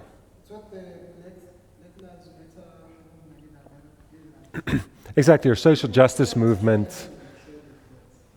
Yeah. So it's common in our time, okay? Listen to European politics, North American politics. I guess Far East politics is a whole different matter. Middle East politics. Protests are the world's best attempt at changing your country. We know of a much better attempt. You go to the Lord in prayer, you pray for your king, your president, whatever his title might be, and then you go evangelize the next person who's a citizen in that country, a voting citizen. And who knows? By God's good grace, the next person you evangelize might end up becoming a very successful politician, a Christian who's a politician, not somebody starting a Christian political group, but just a Christian in politics and excels in that. I wanted to ask, is it cowardly for a Christian to run from their country because maybe of political situations there? Let's say maybe Christianity is not being persecuted, it's still religious freedom, but it's just that the country is instead of Yes. So I like the way you phrased it. You said, is it cowardly for a Christian to flee his political situation and join another one? Okay, you can immigrate and lose your citizenship here, gain a citizenship elsewhere. So is it cowardly to do that if it's not for persecution or things like that? And I would say even with persecution, the answer stays the same. I think it's cowardly. Now, it's not wrong necessarily, but I think cowardly is a good word. It's not foolish necessarily, but it's certainly not courageous. There are good reasons to immigrate, but all of the really good reasons to immigrate are ministry related. Okay, I'm going to go be a missionary there. Or I'm going to, taking care of your parents or kids or something like that might be a good reason too, because that's family responsibilities that trump political responsibilities. But it is cowardly. God placed you where He placed you. Now, that's not a statement saying, thou shalt forever remain in the state that God placed you, okay? Everything has to be perfectly natural. Don't interfere with anything that God has done. That's not what I'm saying. But Acts 17 makes it very clear, God decided the boundaries of your inhabitation. And yes, you can immigrate, and if you want to immigrate, immigrate. But it is probably cowardly. I think for the most part, immigration out of our country, because those are the stories we know, are for cowardly reasons. I think, besides ministry, the best reason to immigrate is because I want to. I just think it's cool to go live in another country for the next 10 years, and then another one, and then another one. I'm like, that's a more noble reason than what one guy called his book. He wrote a book on discontentment, but he called it The Greener Grass Conspiracy. It doesn't make for good sales of the book, but it is a brilliant title. Okay, I had a good friend, immigrated. I asked him, so why are you immigrating? And he's just kind of like, I'd like to and stuff. I'm like, that's actually a better reason than most other people. He's like, no, it's definitely because of crime and this and that and everything too. And he's the one whom I call now, and I'm like, so how's it going? He's like, you can't believe what they're teaching my kids in the school about gender things. I'm like, yeah, we don't have that problem in our schools, okay? Our private schools maybe, but our public schools are still very much boys are boys, girls are girls, and don't be an idiot. So that greener grass conspiracy it's naive. It's foolish in a naive sense. It's a small view, biblical worldview. It's, I would say, borderline cowardly. I think coward is a good word. That doesn't mean you're a coward every time you immigrate, or anyone who immigrates is a coward, but it might mean that. And here's the two words I want you to understand very well when it comes to a Christian's responsibility as a citizen. You have responsibilities, not rights. Now, granted, democracies are literally founded on human rights. But Scripture never talks about it that way at all. Okay, yes, we can use our rights. Sunday sermon actually addressed that from Acts 16 to some degree. We can use our rights, we can use them well, but ultimately we shouldn't walk around with a rights mentality. We need to walk around with a responsibility mentality. That's true as a citizen, that's true as a spouse, that's true as a parent, that's true as a worker. I've got the right to be loved. well, that's going to make you a very selfish person. And the person you're expecting the love from is going to walk around with the same attitude, and both of you are just going to be waiting for the other person to be faithful. In the meantime, God based the entire national law on 10 commandments, not 10 inalienable human rights. Okay, no wonder democracy is flawed. It's perhaps the best mankind can come up with, but it's fundamentally flawed because it's one of its founding documents are a definition of human rights instead of a list of human responsibilities. Now you might say, yes, but if I have a right to life, you can't murder me, so it's the same as saying, thou shalt not murder. Yes, the outcome, as far as my life is concerned, might be the same, but the one is driven by selfishness and the other one is driven by duty. Selflessness. Thou shalt not murder requires of you to be selfless.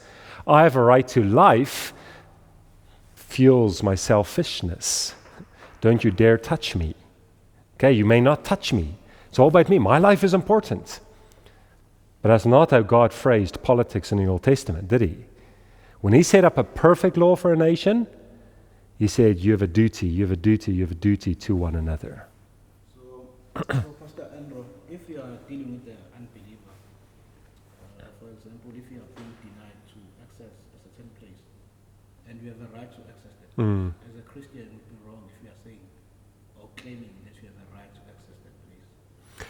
So, yes, the question is, if you have a right to access a certain place and you get denied access, can you as a Christian insist on that right or not?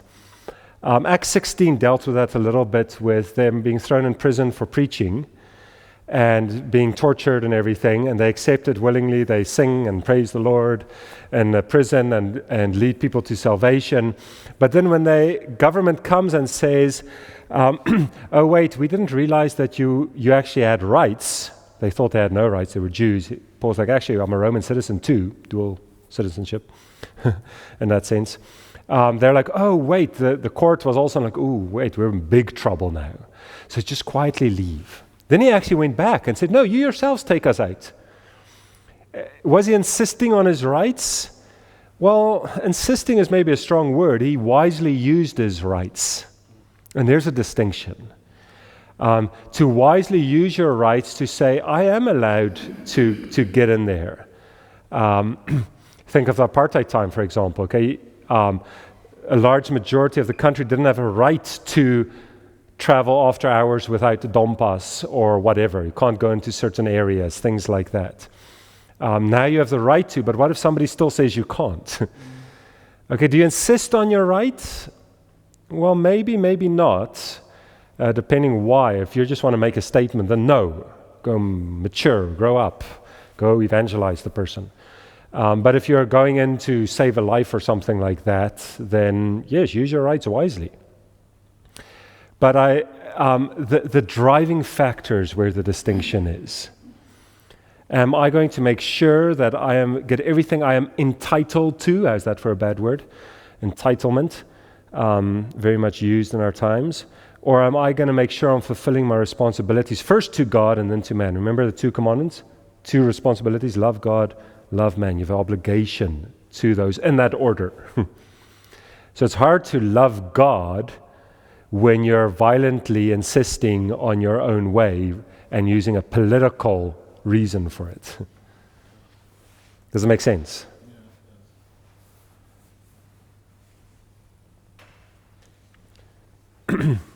All right, so I think the responsibility versus rights thing, we saw that with COVID, right? Church lockdowns, then some churches rebelled and even used that word and say everybody should rebel because it's God first, God over Caesar kind of thing.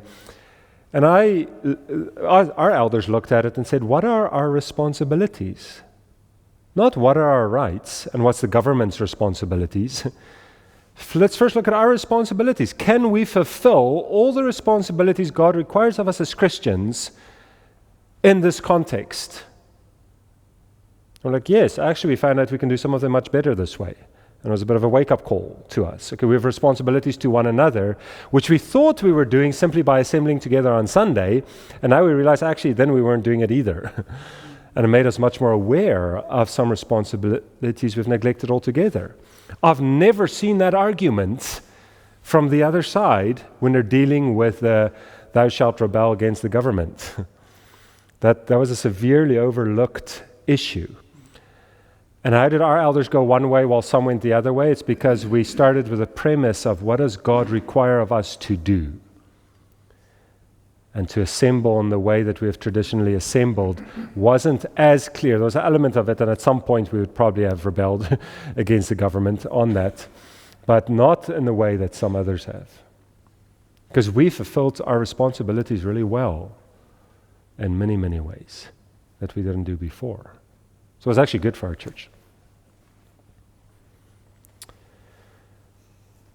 All right. Also, by the way, when the elections come again, since we're in a form of democracy, be careful with the attitude among Christians that say, this is your way to have a Christian influence on the government, cast your vote. That's an argument for evangelism, not for voting. Okay, so go vote. That's a right you have. And you could even say a responsibility. If you're going to complain about something, then do what you can to fix it. But do what you can. Voting is lower down on the list than evangelism. Can I maybe ask a question just on our beliefs surrounding the separation between church and state at a theoretical level, and then at a practical level, every time election comes around, it becomes a current or relevant topic in churches, and often when pastors then speak from the pulpit in an official capacity about politics, it's often to the detriment of the pulpit. Yes, that's a good way of putting it. Okay, so the issue is, what do we mean with the distinction between church and state? That's a Baptist distinction. Somewhat on a theoretical level, that's a great way to ask it because that's easy to answer. And then you said on a practical level, which is much harder to answer, when voting time comes and pastors use the pulpit to make political statements, and it's always to the detriment of the pulpit. A couple thoughts on that, lots of issues. Separation of church and state. What we mean with that as Baptists, and sometimes we have to clarify what we mean with that, is saying the church or the state cannot dictate to the church how to worship God. Okay, we believe that. We're not like the Anglican Church, the Church of England, things like that. We're the king now, is the, what did they say, guardian of the Church of England or whatever it was. Yes, defender of the faith, things like that. That's not true. If anything, based on, again, the perfect government system God gave Israel, because they messed it up badly, but it was perfectly designed, the church informs the state never informs the church. Okay, now, that's not me squeezing the church into the Old Testament. That's just me drawing the application from the prophets spoke to the king and told the king what to do.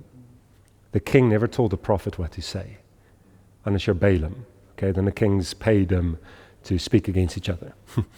But the design by God was the prophet gets to tell the king what God says. So if you really do want the church and state relationship defined as far as an idealistic situation, you're going to have the church informs the state does not inform the church. If you really want to talk about that theoretically. And you see many democracies have that entire kind of religious council of sorts, be it a counselor to the cabinet or to the president or just a non-government organization that acts on the council, the broader council of the land. They try and honor that kind of concept to some degree, not always for biblical reasons. So church and state, separate. The one doesn't tell the other what to do. They talk about sphere sovereignty. That's become a big phrase in the COVID discussions. You have sovereignty, but in a sphere.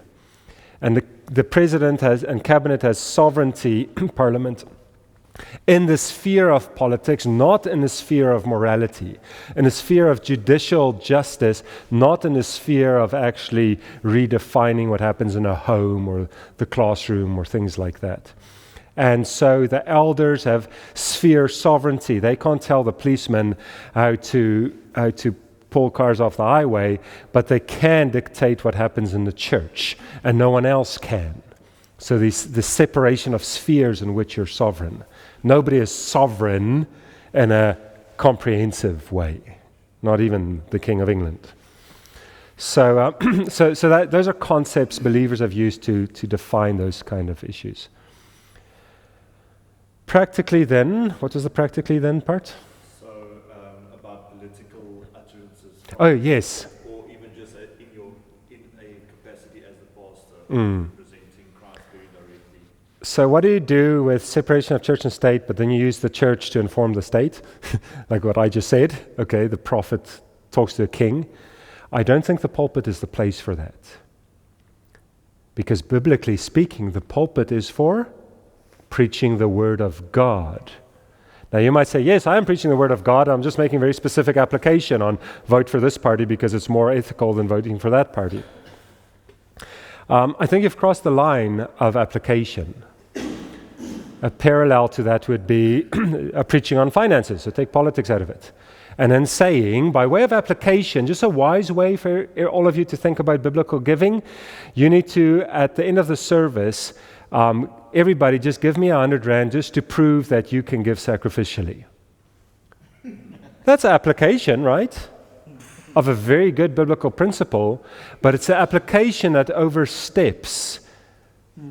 Okay, it's the pastor trying to produce the change in people that the Holy Spirit ought to produce.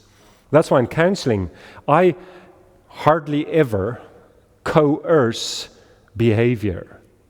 Sometimes you have to, okay, coerce behavior because it's that bad. So it's like when you're a kid, okay, sometimes you just have to pick him up and move him to a place where he can't do what he's doing. But I'd rather give the wisdom from God's word and see if the fruit eventually comes. I don't want fake fruit. So that same principle applies to politics. Using a pulpit for politics is an abuse of the pulpit.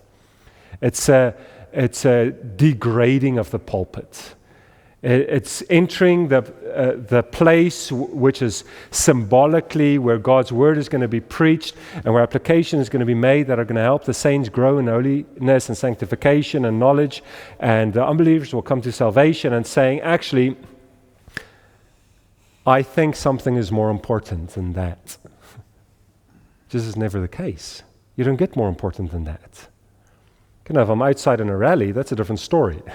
That's the moment to make a political statement. But I think a pulpit, stick to what Scripture requires of a pulpit. Read the text, explain the text so people understand the text, and then they will apply it in all the different ways. And as far as making political statements as a pastor, even in a personal capacity, I would consider that foolish. I don't think it's sin per se, but it would be foolish. And history has some of the reformers, for example, were very political. Some died defending their politics in a battle way. And there's commendation for them in some ways, but at the same time, there is a little bit of warning. I don't think we should say just because they were a reformer or associated with reformers that whatever they did politically was correct. Okay, more recent example, Dietrich Bonhoeffer with the Nazis. Very engaged in politics, part of the assassination plot against Adolf Hitler and things like that. There's great admiration for what he did, but I don't think we should by default admire it. We still have to evaluate that and say, in his case, was it wise or foolish? And then, what's the application to our case? And not just be quick to draw some parallel or implication from it.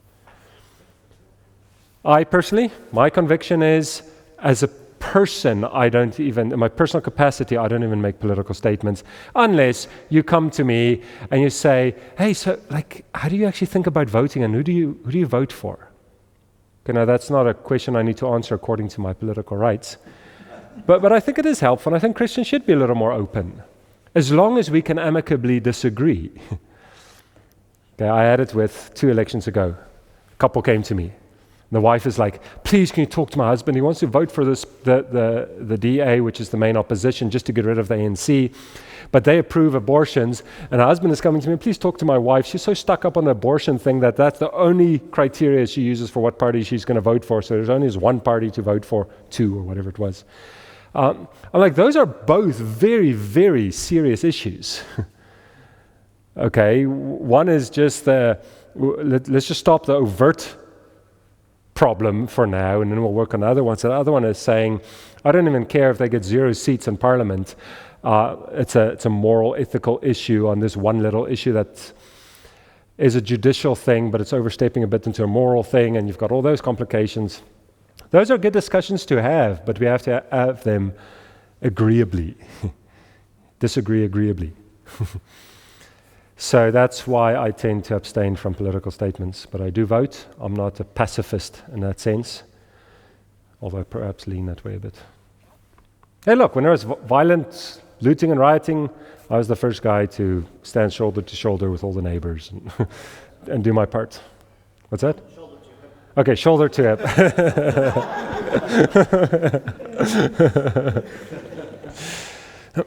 All right, lots of politics.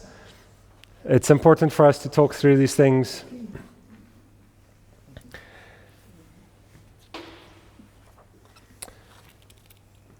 If I can maybe add the 2 basic commandments, if I just think about it now, that God actually gives to the average Christian as far as politics is concerned.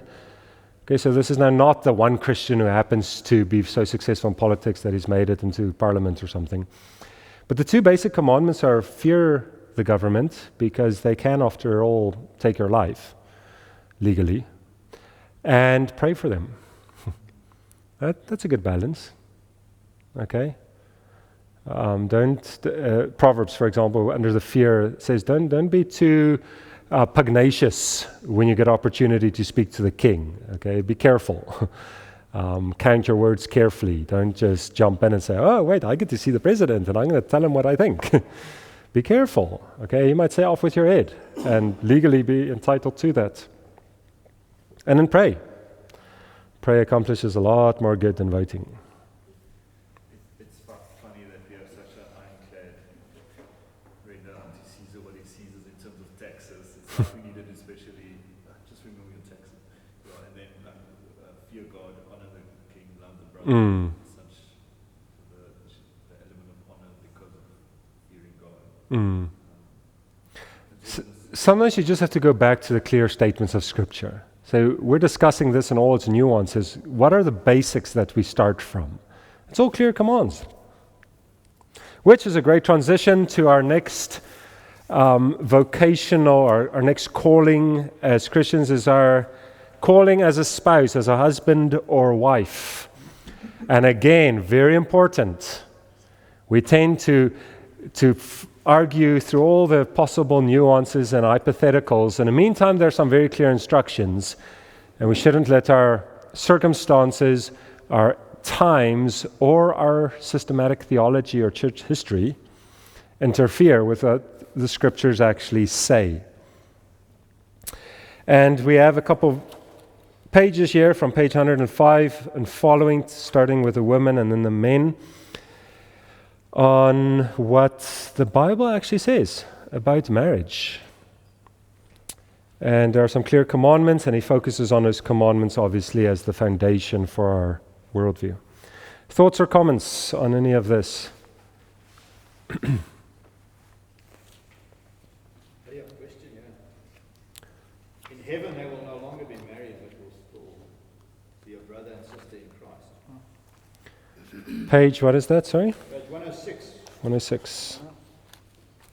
There's 2, 4, 5 lines down from the top, bottom of the first paragraph.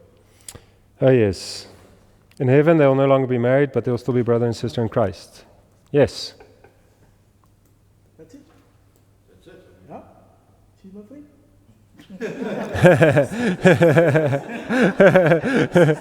She's my friend. There we go. Natasha will be your friend.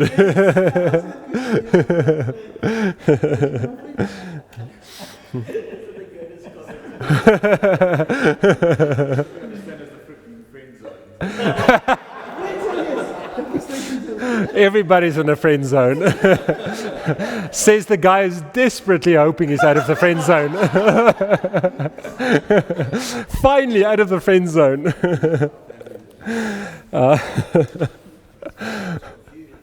this new generation. What's that? It's going to cause confusion in this new generation.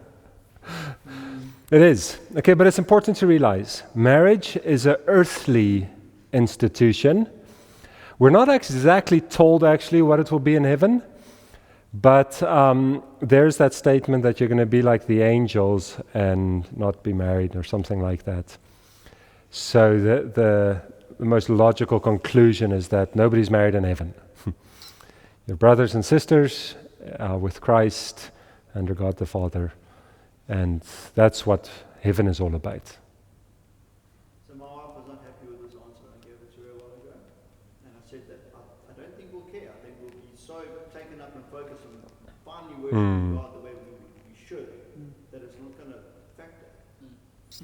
If people have a problem with this, and like you say, all of us to some degree who are happily married have a problem with this, you're a bit like disappointed, and it's because of a selfish component in our marriage, not a selfless component, which is exactly the design turned upside down, right? The design of marriage is selflessness, not selfishness. All the commandments, all the implications of the commandments, all the softer commandments in Scripture on marriage, from Genesis 1 before the fall, throughout the Scriptures, are all selflessness, not selfishness. And typically when you think about it, you're like, oh, that's a bit disappointing, can't be married in heaven. It's because you selfishly enjoy something in marriage now, and you think you're not going to get that in heaven. There's a bad view of heaven, but it's also typically a selfish view. And that's where all of us plead guilty and say, yes, I guess. I still think of marriage mostly as what the blessing is to me, instead of what the responsibility before God is to others. It's also like thinking about Paul's, saying when you come to the faith and remain as you are you married, stay married, single, stay single, unless you burn with desire. But unless you burn with desire. And he said specifically, if you get married, you'll be consumed with the things of this world. Please your wife, or trying to please your husband, and we won't have the things of the world. Yes, everything on marriage that's said that touches on how it might be different to heaven seems to indicate there's no marriage. So there's no point. No point in? No, there's no point in marriage. Marriage has a wonderful point. Briefly. Talking about having this point, is there gender in heaven? Is there gender in heaven? Yes, very much. Mankind, your essence isn't changed. You're still human, male and female. Angels are not male or female, I think. It always refers to them as male, but it's probably more accurate, like God, to say there isn't a gender, but he's referred to using the male pronouns for lots of good reasons. What is the gender and the purpose of reproduction? Yes. So why do you need gender in heaven if there's no marriage? Because isn't gender for the purpose of reproduction? No. The distinction in gender is necessary for reproduction, very clearly. But it says in Genesis very clearly, it says, in the image of God he created them, male and female he created them. It doesn't mean God is male and female, but it does mean that part of the image of God in you is the fact that some are men and some are women. So that distinction remains, and that distinction isn't because of one of its inevitable outcomes, reproduction. God decided there's a male-female distinction, and that's why it is that way. And it's somehow combined at least, and you see that again in Ephesians 5 very clearly, combined, there is an element about revealing God to the world that exists, that wouldn't exist from the two being the same gender, for example. Could I maybe ask, we did touch upon it earlier this year at length, the whole question about the whole interpretation of God's, the application of sin's curse on Yes. So that comes up, same page 106, last sentence of the fourth paragraph, ending with part of God's curse upon them, upon women, was that their husbands would rule over them. So that whole issue, I think, Yes. So, addressed at length before, maybe if there are people who weren't. well, I'm not going to address the whole thing all over again. Genesis 3, the curse on the woman, is it that she's going to want to dominate her husband, or is the curse that you are going to be dominated by your husband? I think both those interpretations are unnecessary, and I think theologically disastrous. This is how I reworded it. So it's the last sentence of point 4. All the women are often strong and brilliant, multitasking leaders with great people skills. Part of God's curse upon them is how it says. I've changed it to part of God's design, even after the curse, was that their husbands would rule over them. It's not a positive or negative statement. It's not a negative statement of a curse in any way. It is simply the context in which the curse is going to work itself out. What is the only curse on a woman? The only curse on a woman in Genesis 3 is pain and childbearing. The context in which that curse is experienced is that of a normal good marriage. You have a desire for your husband. I think it's actually a positive there, neutral at worst. It doesn't have to be negative.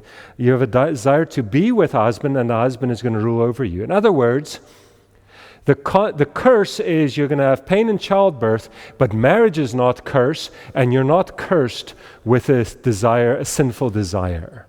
You're just cursed with pain. It's just a punishment. It's not a sin. Okay, to experience pain isn't sin. To rule over your husband is, for a husband to dominate his wife is sin. It can't be part of the curse. God doesn't curse people with a propensity to sin. It's the result of the curse that from their own hearts that they're sinful. And then the punishment for being sinful in Genesis was pain. Pain for Adam in his work, and pain for Eve in bearing children. And the context will be that of a normal marriage. You will still want to be married, even though you know the consequences is going to produce pain one day. Okay, because you're going to be with a husband, and then you're going to fall pregnant, and then you're going to give birth, and it's going to hurt. And your husband is still going to rule over you. He's still going to be a husband fulfilling the design. So marriage is not flawed because of the curse. We're just sinful, and that's why we mess marriage's design up. Did this ever come up in TMS though? Because obviously they have the other viewpoint. So did it come up at TMS, the Master Seminary, because they have the other viewpoint? That's not entirely a true statement. Did it come up at the Master Seminary? Yes. Do they have the other viewpoint? No. So one of the Master Seminary professors, Dr. Irvin Busenitz, not to be confused with his son Nathan Busenitz, Dr. Irvin Busenitz wrote an article years ago. I've got it on my computer, but I think it was like in the 80s or so already. Arguing, I don't think he made a case for what he thinks it is. He just made a case for it doesn't have to be the negative, typical psychologized view of women are cursed and are always trying to rule over men, and men are going to dominate them and things like that. He's like, that's psychologized nonsense. That's not good exegesis. And then there were some journal articles following up on that either took the view to its natural conclusions and said, okay, so what does it mean then? And there were some written against it, saying, even if you don't take the psychologized view that's so popular in churches today, you still don't necessarily have to turn it into this noble desire either. And the exegesis kind of falls and stands a little bit on the desire for. It's only used 3 times in Scripture. Genesis 3, desire for your man, he will rule over you. Genesis 4, sin's desires for you, Cain, but you must rule over it. So very negative there. So they say, oh, it must be negative in Genesis 3. And the third use is in Song of Solomon, where it's overtly positive. And obviously, the argument is Genesis 4 is closer in context to Genesis 3 than Song of Solomon. So you can't go to Song of Solomon to interpret Genesis 3. My argument is Genesis 3 still stands on its own. First, make sense of it before you jump to Genesis 4, which is the nearer context in Song of Solomon.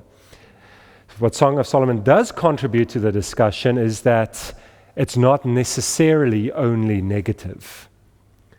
So you come to Genesis 3, and you can't just say, oh, Genesis 4 is negative. Yeah, I don't know what it is, so it must be negative. You're like, no, I don't know what it is here.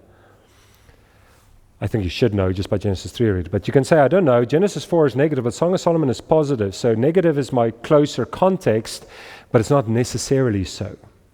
And my argument actually is Genesis 3 doesn't require a negative interpretation of the desire and ruling. In fact, I think it overtly points back to Genesis 1 and 2, because the exegesis make it clear the pain is the curse, nothing else is. And in the curse on the serpent, the curse on Adam, and the curse on Eve, there's only one curse, and then there's a context in which the curse works itself out. And if you want to read papers on that, send me a message, I'll send it to you. It's a great example of not using scripture to interpret. Yes, see, Scripture interprets Scripture is not that helpful a statement after all. The words are the meaning of the Scripture. Could you possibly just repeat your rephrasing of Yes. part of God's design? Even after the curse was that their husbands would rule over them. So implying that's the design before the curse, after the curse, the whole time. The design of marriage did not change because of sin. Thank you. Now, marriages changed because of sin, but the design didn't. And this is evidence for it. The curse or sin came because of their desires. They sinned. It was their actions. God punished them. But the punishment was not, I'm going to mess up marriage for you. The punishment was pain, and you can still hold to the marriage. So is the epidural then trying to escape the consequences? So the two doctors are saying, one doctor says epidural is overthrowing God's intended punishment that you need to feel. Another one is saying common grace is wonderful. An epidural is not overthrowing God's judgment. Have you realized how painful epidural can be?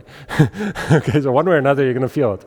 The point though is God cursed the woman with pain as he cursed the man with hard, toilsome labor, but he didn't say thou shalt not do anything about it. So it's like men try and make their work less sweaty. Okay, let's move indoors and turn the aircon on. So also we have found ways to lessen the effects of sin.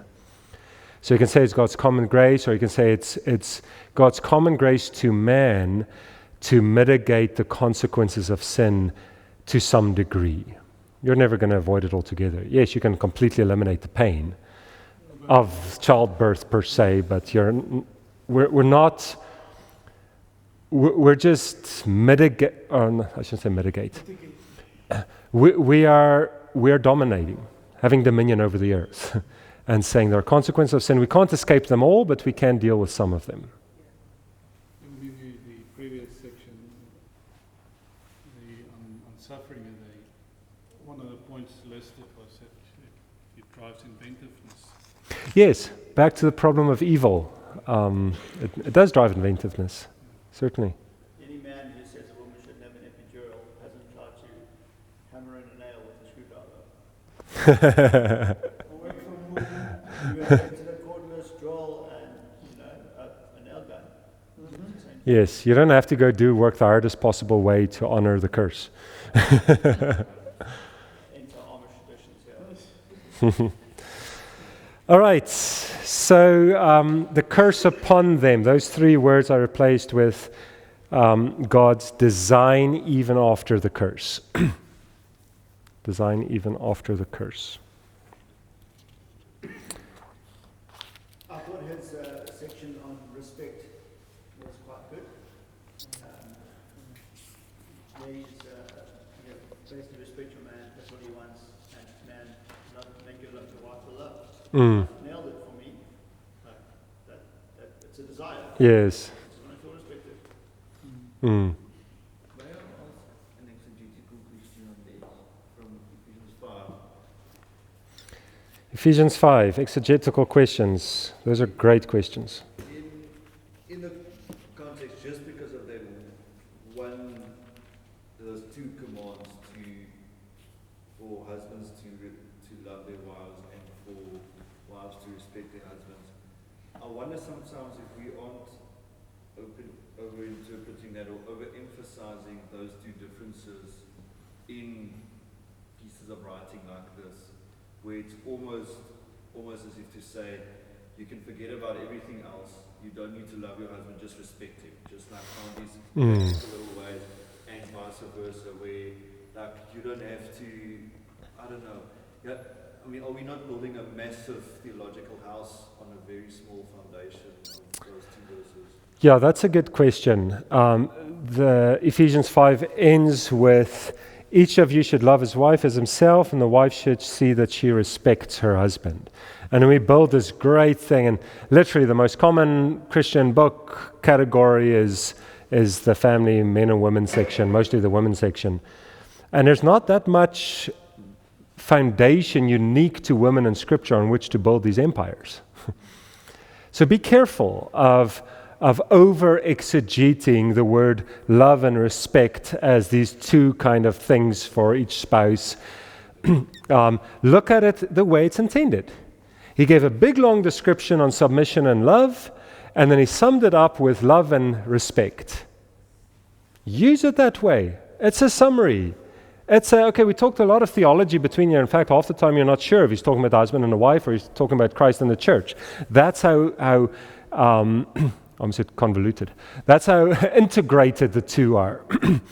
But then he springs out of that and he says, by the way, back to the actual topic, husbands, make sure you love and give yourself, and wives, make sure you submit and especially respect. Is kind of the way it ends it, not actually submission, but just respect, which is the heart attitude of submission, actually. So use it as that. This is your starting point. This is your summary. Husbands and wives, if you have trouble, start with that. Husband, are you still loving the way you should? Wife, are you being respectful? Okay, that's a starting point. Don't build empires on it. Just start there and make sure you end there somehow again. I think that's important. The fact that submission is in every passage to women except Titus 2, I think it just says love, not submit to the women, that's significant. But it's not necessarily that's the end all of being a wife. Like you say, I'm submitting, but I'm not doing anything else. That's not submission in any case. This is just the big problem that he was dealing with. Okay, why do you think the topic of sexual purity is so dominant in the book of Proverbs in the beginning? Because he's writing to his son who's growing up. It's the dominant thing. It doesn't mean most of life is a sexual topic. It just means most of his life at the moment is. So let's deal with that. Same with submission being addressed so often means that was the big problem they're dealing with. And that's why when you do marriage counseling or premarital counseling or just think on marriage, you don't start with the commandments, you start with the design. And the design is one of companionship. Go make somebody suitable for the man. That's the design. Now, if you go with companionship as the starting point and then get to submission and respect and love and all the commandments, live in an understanding way, now you have already nuanced all these. I sometimes use a premarital manual that talks about submission, and it says, it's what do you do if you have a terrible husband? How do you submit? And the counsel given is you salute the uniform.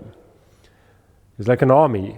You hate the general, but when he shows up, you salute. Why? He's got the uniform. So also, even an ungodly husband is still a husband, so you salute the office, if not the person. Like, that's terrible advice. The context of submission in marriage, the context for the commandment is a design. The design is companionship. So submission is already nothing like the military at all. That's literally the worst metaphor you can use.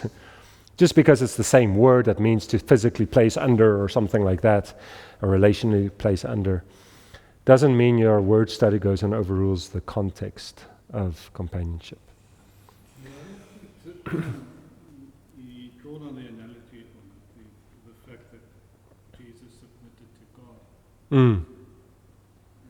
As your words, the design, as Jesus' role on earth. So also the design of marriage is a submission. So because you can't have two leaders and clashing heads and go different ways. So one needs to take the lead and one needs to step into that role. It's very significant that Scripture does the marriage distinction of role, same essence, male, female, same, husband, wife, same, but different role. It's intentional that Scripture points then to the Father and the Son and the church to illustrate that. It's very helpful. I just wanted to maybe just comment that if we had this clarity in the way we spoke about marriage and submission and love and the headship, like that, this real clarity, what it actually means, actually adorns the word of truth, to use the phrase. Yes. Whereas every conversation we get into is now the wife must submit, just remember the wife must submit.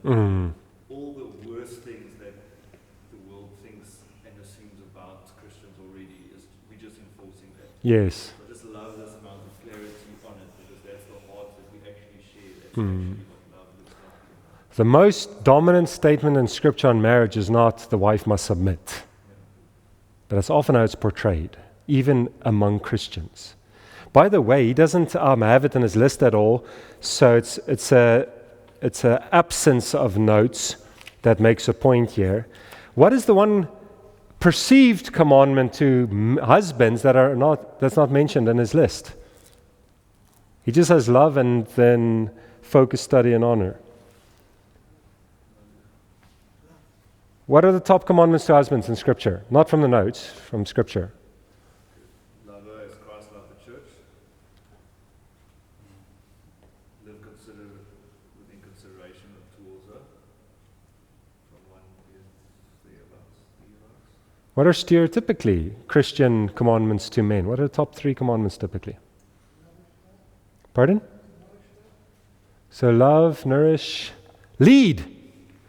How many times is that? Top on the list often in Christians, okay? Wives need to submit, therefore husbands need to lead. That's not what it says though. Okay, lead is very, very common. Men, you need to be leaders in your home, you need to be leaders this, and you have to lead your wife, and you have to... It's never said in Scripture. That's an implication we have drawn from the command to wives. You've still made wives submit the main thing in marriage, and because of that, husbands obviously then have to be the leader, so there's somebody to submit to. And so if this entire Christian movement where men are leaders in the home and leaders in this and leaders in that, it's never commanded. Headship is an issue, okay? So the man is the head of the wife and there's a leadership component, but that's a status, that's a reality whether you do it or not. You're obligated to fulfill that status. But to lead is never actually commanded to husbands. And again, the design explains that. Why is the main command to wives in Scripture to submit, but the main command to husbands is not to lead? Because the context is companionship. Okay, so if the wives are struggling with submission, then submit. Husbands, you're probably not struggling with leadership. Sometimes you are, but you're just not very loving. And actually, if you're more loving, you'll be a better leader too. Leadership is sometimes made an overt point in Christian literature on marriage. It's missing from these notes, and it's a good omission. The main commands, there's one actually not mentioned here, is from Deuteronomy something. Let me see quickly. So the main commands to husbands are love, focus, study, and honor, or live in an understanding way, or something like that. And then enjoy is actually the other commandment clearly given to husbands. Let me see if I can find it quickly. It's somewhere in Deuteronomy. Deuteronomy 24, verse 5. Some of the translations, like the ESV, translate it poorly. Says Deuteronomy 24 verse 5, when a man is newly married, he shall not go out with the army or be liable for any public duty. He shall be free at home 1 year to bring happiness, or to be happy as the ESV says, but to bring happiness, to cause to be happy. It's a very, very particular Hebrew tense, very uncommon one. To bring happiness with his wife whom he has taken. So the main commandments to husband, explicit commandments given to husbands, is love, live in an understanding way, and bring happiness. And the Song of Solomon certainly echoes that last one, as does Genesis 1 and 2.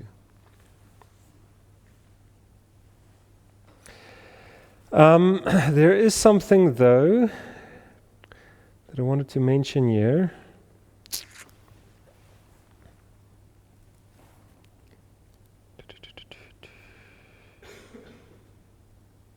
Oh yes, it is on page 109, just above the first point there. It says the word understanding Peter uses is sometimes translated science, or perhaps more helpfully knowledge.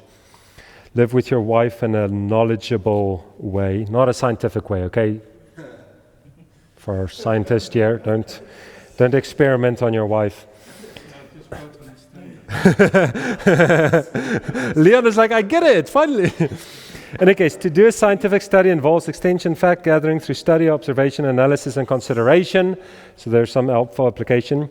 Then it says this, godly men study their wives. In brackets, even though they will likely never figure them out. And everybody laughs. That's not what it says. That is a cop-out. That's a low view of marriage edition. It says, live with your wife in an understanding way. God said so, go do it. Oh, but I'll never understand women. You only have to understand one. Okay, this is one of those ball and chain kind of comments that everybody laughs at, but it's actually not funny. Okay, it's degrading to women. It's degrading to your wife to make comments like that. Yes, she might change as soon as you figure her out, but that doesn't in the least give you occasion to second guess the instruction from God, very clearly given. Live with them according to knowledge. Know them, get to know them. And if you think they're hard to get to know, then imagine what they have to do with you. Okay, this joke can cut both ways. I always wonder how that came about. Who came up with that? People who think God's commandment is you need excuses for it. Oh, I can't possibly do it. Well, apparently if it's a commandment, you can. You just have to work harder at it. Die to self a bit more. Then another thing, and we had this earlier with something else. It's all true, it's just a wrong way of phrasing it. All these points, there's 1, 2, 3, 4, 5, 6. All of them begins with she needs. That's just not a biblical worldview way of describing the points. The points are good points. But replace she needs every time with he provides. It doesn't say live according to knowledge and love her, because she really needs support, security, and stability. Yeah, single women wouldn't exist then. Single women, half the women wouldn't exist then. Okay, there are more men that need a sense of security than women. But he provides home support, security, and stability. He provides personal affirmation and appreciation. Do you see what I've done here? I've changed the she needs, she has a right to, with he has a responsibility to. You see how that worldview redefines the way we phrase things.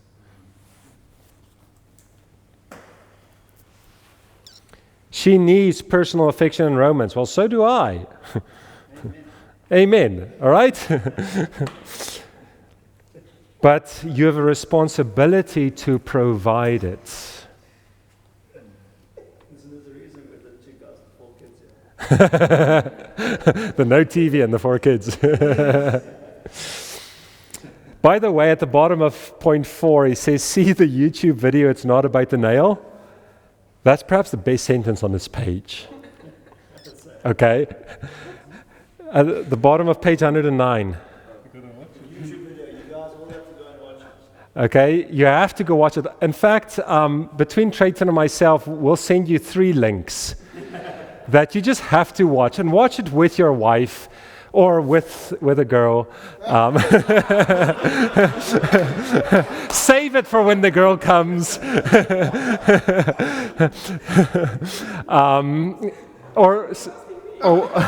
Or when the husband comes. Go watch these 3 videos that we'll send you. I literally use them in counseling sometimes. It just breaks the ice a bit because it's hilariously funny, all 3 of them. But all 3 of them make just a profound common sense point. Like even a world figures this one out.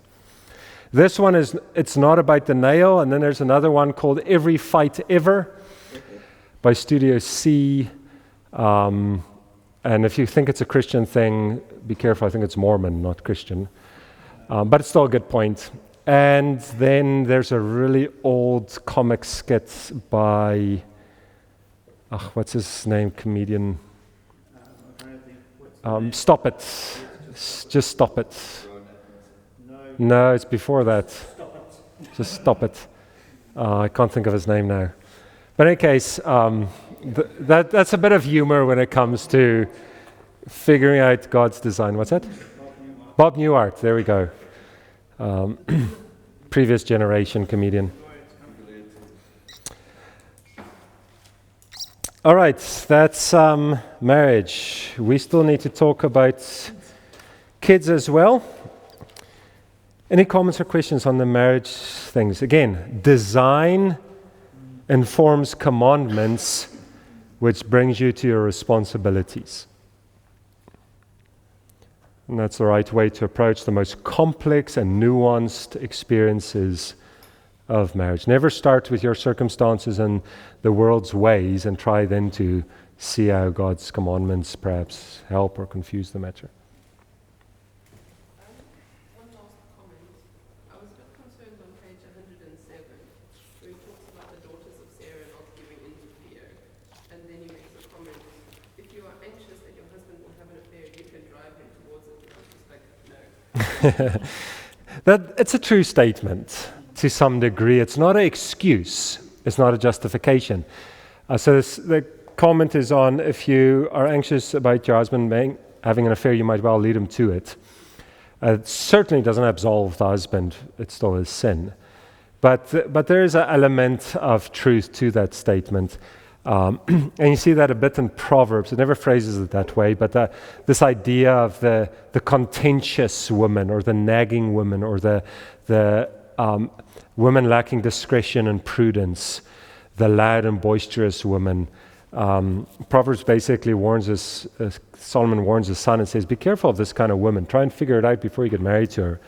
Because once you're married to her, it ruins your life. He literally says it's better to go live quietly in a corner of the rooftop. Because that's worse than singleness.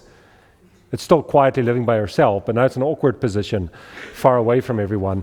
It's still better than being inside the home where it's warm and cozy with a contentious woman. And that would go the other way again too. If you're talking to your daughters, you say the same about men. So there's an element of truth to that statement. Not profoundly useful in stating it, perhaps, because it can lead to false conclusions, which it often does. All right. Sorry, Bosley. Family life cycle there. I don't think it's very practical for Indian families. There's never an empty nest. Yes, that Bigelow family life cycle, that's such a westernized North American stereotype. But the point he makes is good. Okay, your marriage is primarily defined by your marriage, not by the kids or the in-laws or the outlaws or the whatever. All right, and then we get to your calling as a parent. Calling as a parent, again, Proverbs is listed there in a list of verses, very significant. One thing I want to add, and you can maybe just add it to the heading at the bottom of page 111, training to obey with honor. Okay, the honor component of a parent or of a child-parent relationship is missing in the notes a little bit, and that actually gets a lot of attention in Scripture. So I just wanted to add that. He doesn't deny it or anything, it just doesn't get a lot of attention.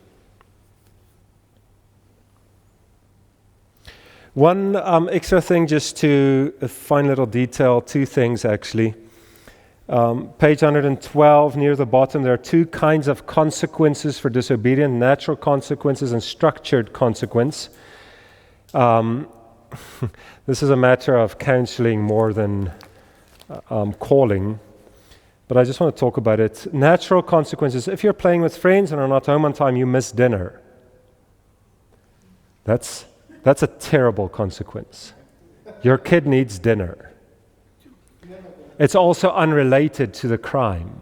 Now, okay, you don't always have to relate it to the crime, but if you are going to do it, the natural consequence, so structured consequence would be corporal punishment or something like that in a biblical way. Natural consequence would be if you're playing with your friends and are not home on time, you miss out going next time. That's a natural consequence. It's directly linked to the issue. It's the natural, inevitable thing. If you crash Dad's car, the first time you go drive, you don't get to drive it again once it's fixed, or not anytime soon. So you miss dinner. I don't think that's a wise parenting strategy at all. It's your kid needs dinner for lots of reasons. What's that? Yes, but our goal is not pragmatic. Our goal is honoring God's design of parenting. Your kid needs dinner. Okay? Even a pragmatic reason should make you give him dinner, because if he doesn't have dinner, he'll be grumpy. We never got any of the natural consequences. It was always the structure. Yes. It was never moderated. And then he says structured consequences, such as timeouts, brackets sitting alone in a chair or corner, or physical chastisement. Timeouts again. Foolish way of discipline. It's just so narrow-minded, worldly, liberal, whatever bad words you want to use, immature, borderline abusive. So timeouts, not wise. That literally, from a biblical point of view, makes him grumpy in the corner, mulling over his sin in a self-pity kind of way or an angry way, whichever way it goes. Giving your kid the cane option. Like, why are you down for? Sin's at the door. Yes. Okay, it's putting them in the Cain kind of situation of Genesis 4. Yeah, not the cane. I also thought the cane, and I was like, the sugar cane, go sit in the field, and then...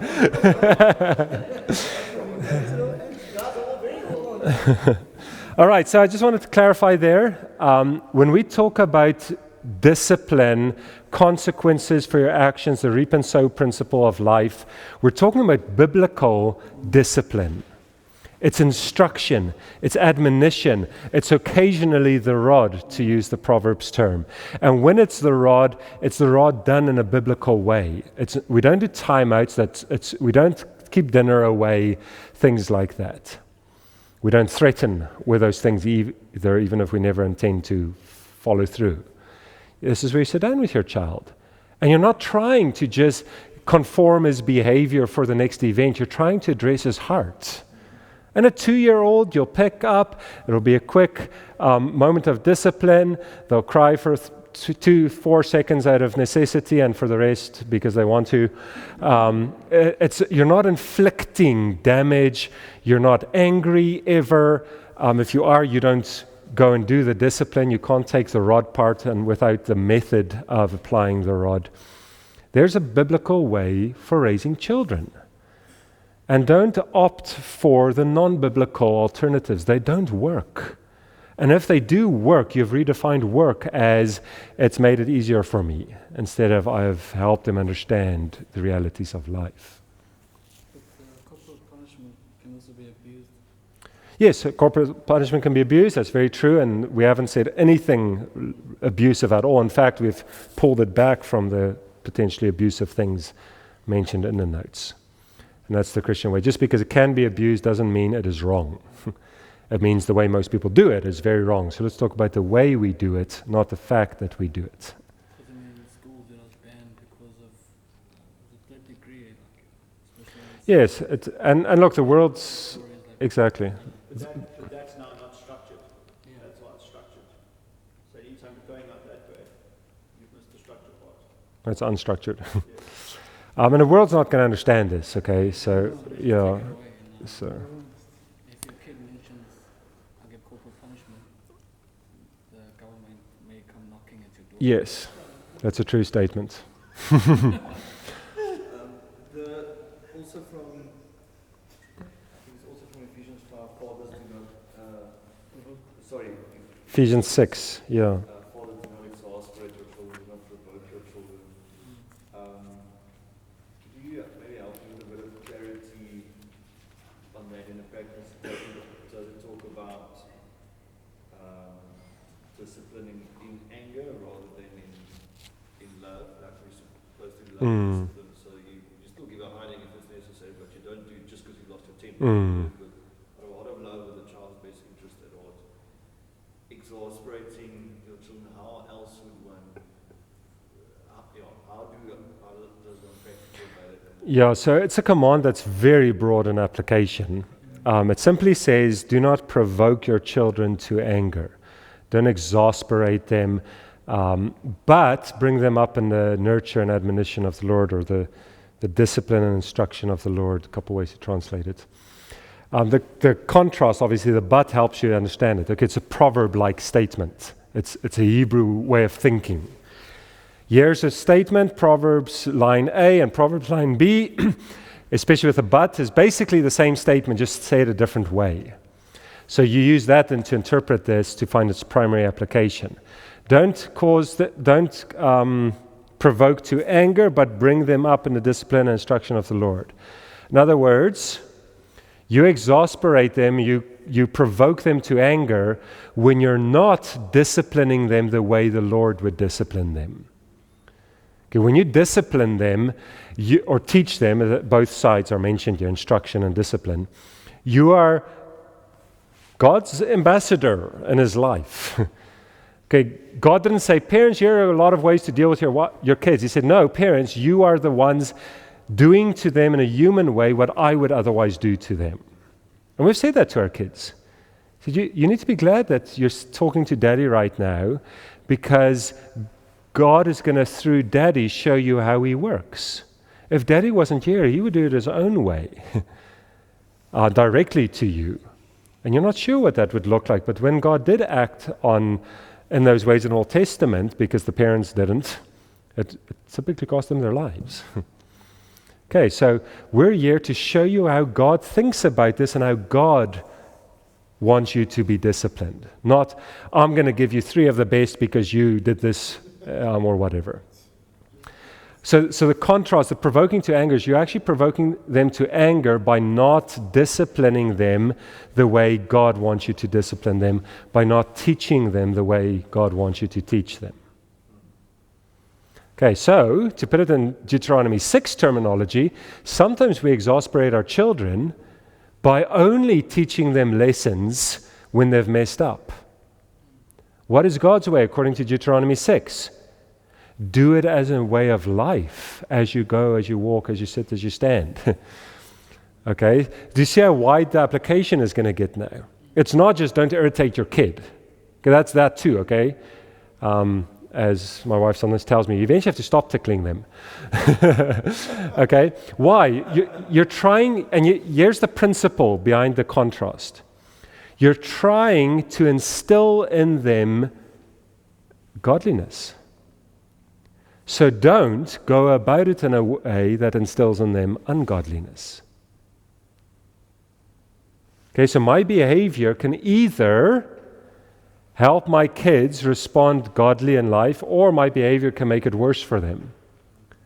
Okay, we see it with our kids as they grow up. We start parenting them for things that we need to parent ourselves with.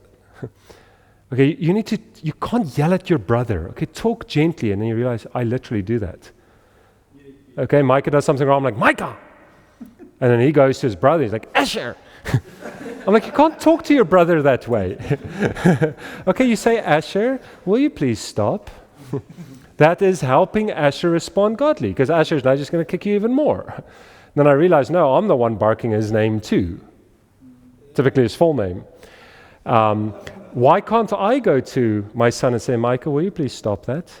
It's unkind.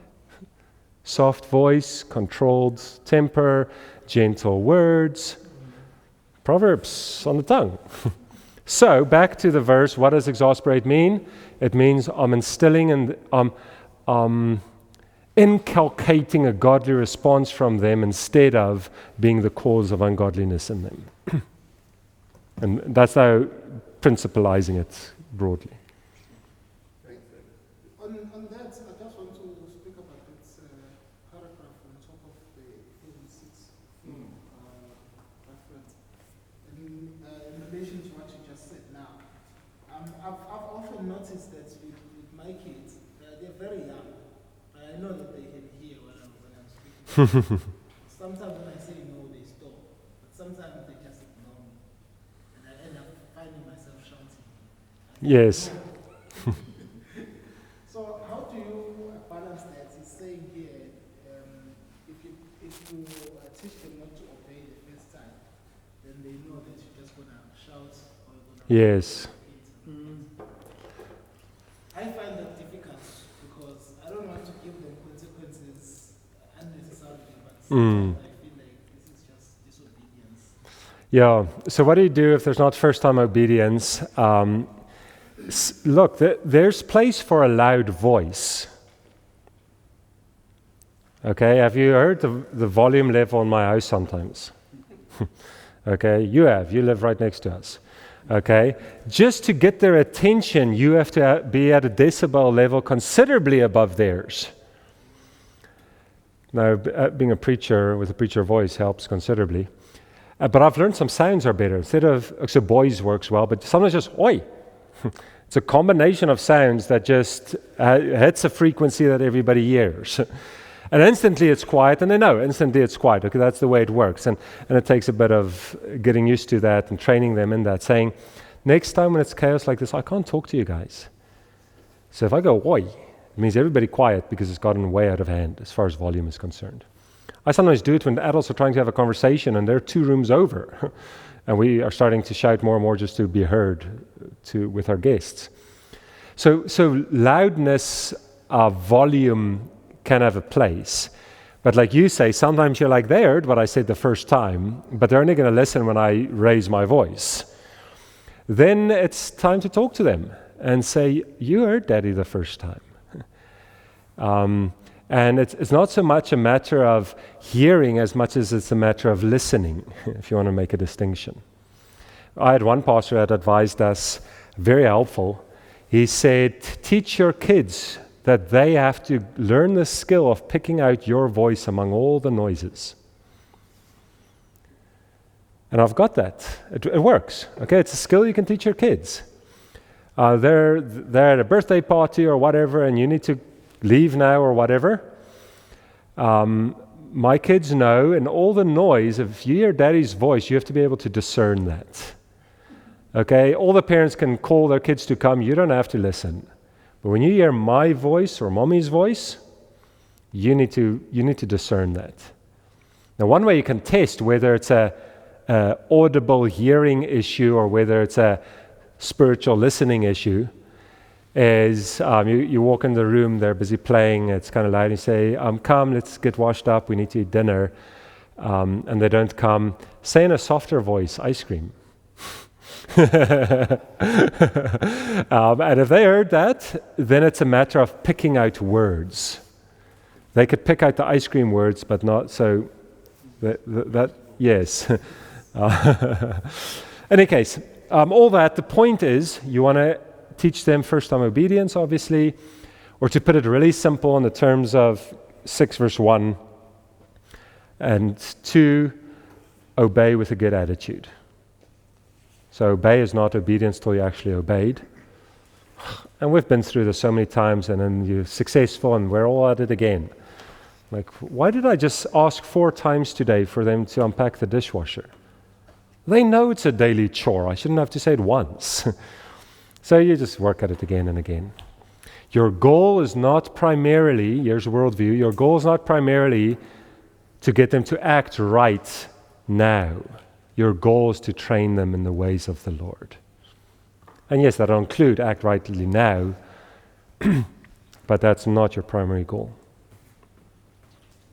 Could I quickly ask, Yeah. how should one counsel someone who has exasperated children? I mean, let's say that, look, the children are 16 years old, and they are the epitome of everything. Would the answer not just be, it's never too late to start doing the right thing? Yes. So what do? Your kids are teenagers already. You haven't been doing it right.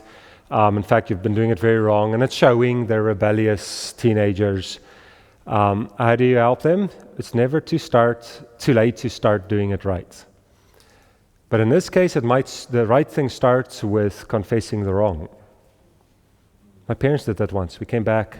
I hated the sermon. It was about the rod. I had to use the rod, corporal punishment, in a biblical way from Proverbs. I'm sitting there. I'm like, this is not cool that my parents are hearing this. I'm like, things are going to change. And sure enough, we lived 2 hours away from church. So we weren't even half an hour in the car. And my parents were like, so kids. I'm like, oh, they needed about half an hour just to talk to each other since the sermon. And it's like, so kids, things are going to change a little bit. And we're sorry that we didn't do it the right way. And part of not doing it the right way was they didn't use a rod. They used their hand. I'm like, this is going the wrong way very quickly. But they started using a physical instrument besides their hand. But it also was used in a godly way. And so it was much better. So for growing up in a conservative Christian home where the culture was just you don't listen the first time, you get beat right away. It was a great improvement, even though the instrument used to inflict the discipline stepped up a notch. Force multiplier. No, they took care of that themselves. In any case, we have to do it biblically, otherwise we're not honoring God's instruction and discipline at all. All right, next week we'll do chapter 7, and then there's only 1 week left after that. What's that? Paper's due next week, actually, I think. Yeah. Check the syllabus. Check the syllabus. 27th, is that the last day? Okay. Whatever the syllabus says. Okay. I'm not agreeing with the 27th, I'm agreeing with the syllabus. And if the syllabus says 27th, then yes. All right, let's close in prayer. Our Heavenly Father, you have again taught us much from the principles in your word. It was good to open the scriptures and see the words and reason through them. It's good to participate in the discussion with one another and stir each other up to love and good works in this calling with which you've called us here on earth, our spiritual calling as well as our daily activities callings. Lord, help us in all things to do things biblically, not to get distracted by the world's misunderstanding of things, but to honor you in all that we do. May all that we do indeed be for your glory And may we humbly submit to you, knowing that this world is temporary, this life is for a moment, and then we will be with you for all eternity. Make us so heavenly minded that we'll be of great earthly good here in the meantime. In Jesus' name we ask. Amen.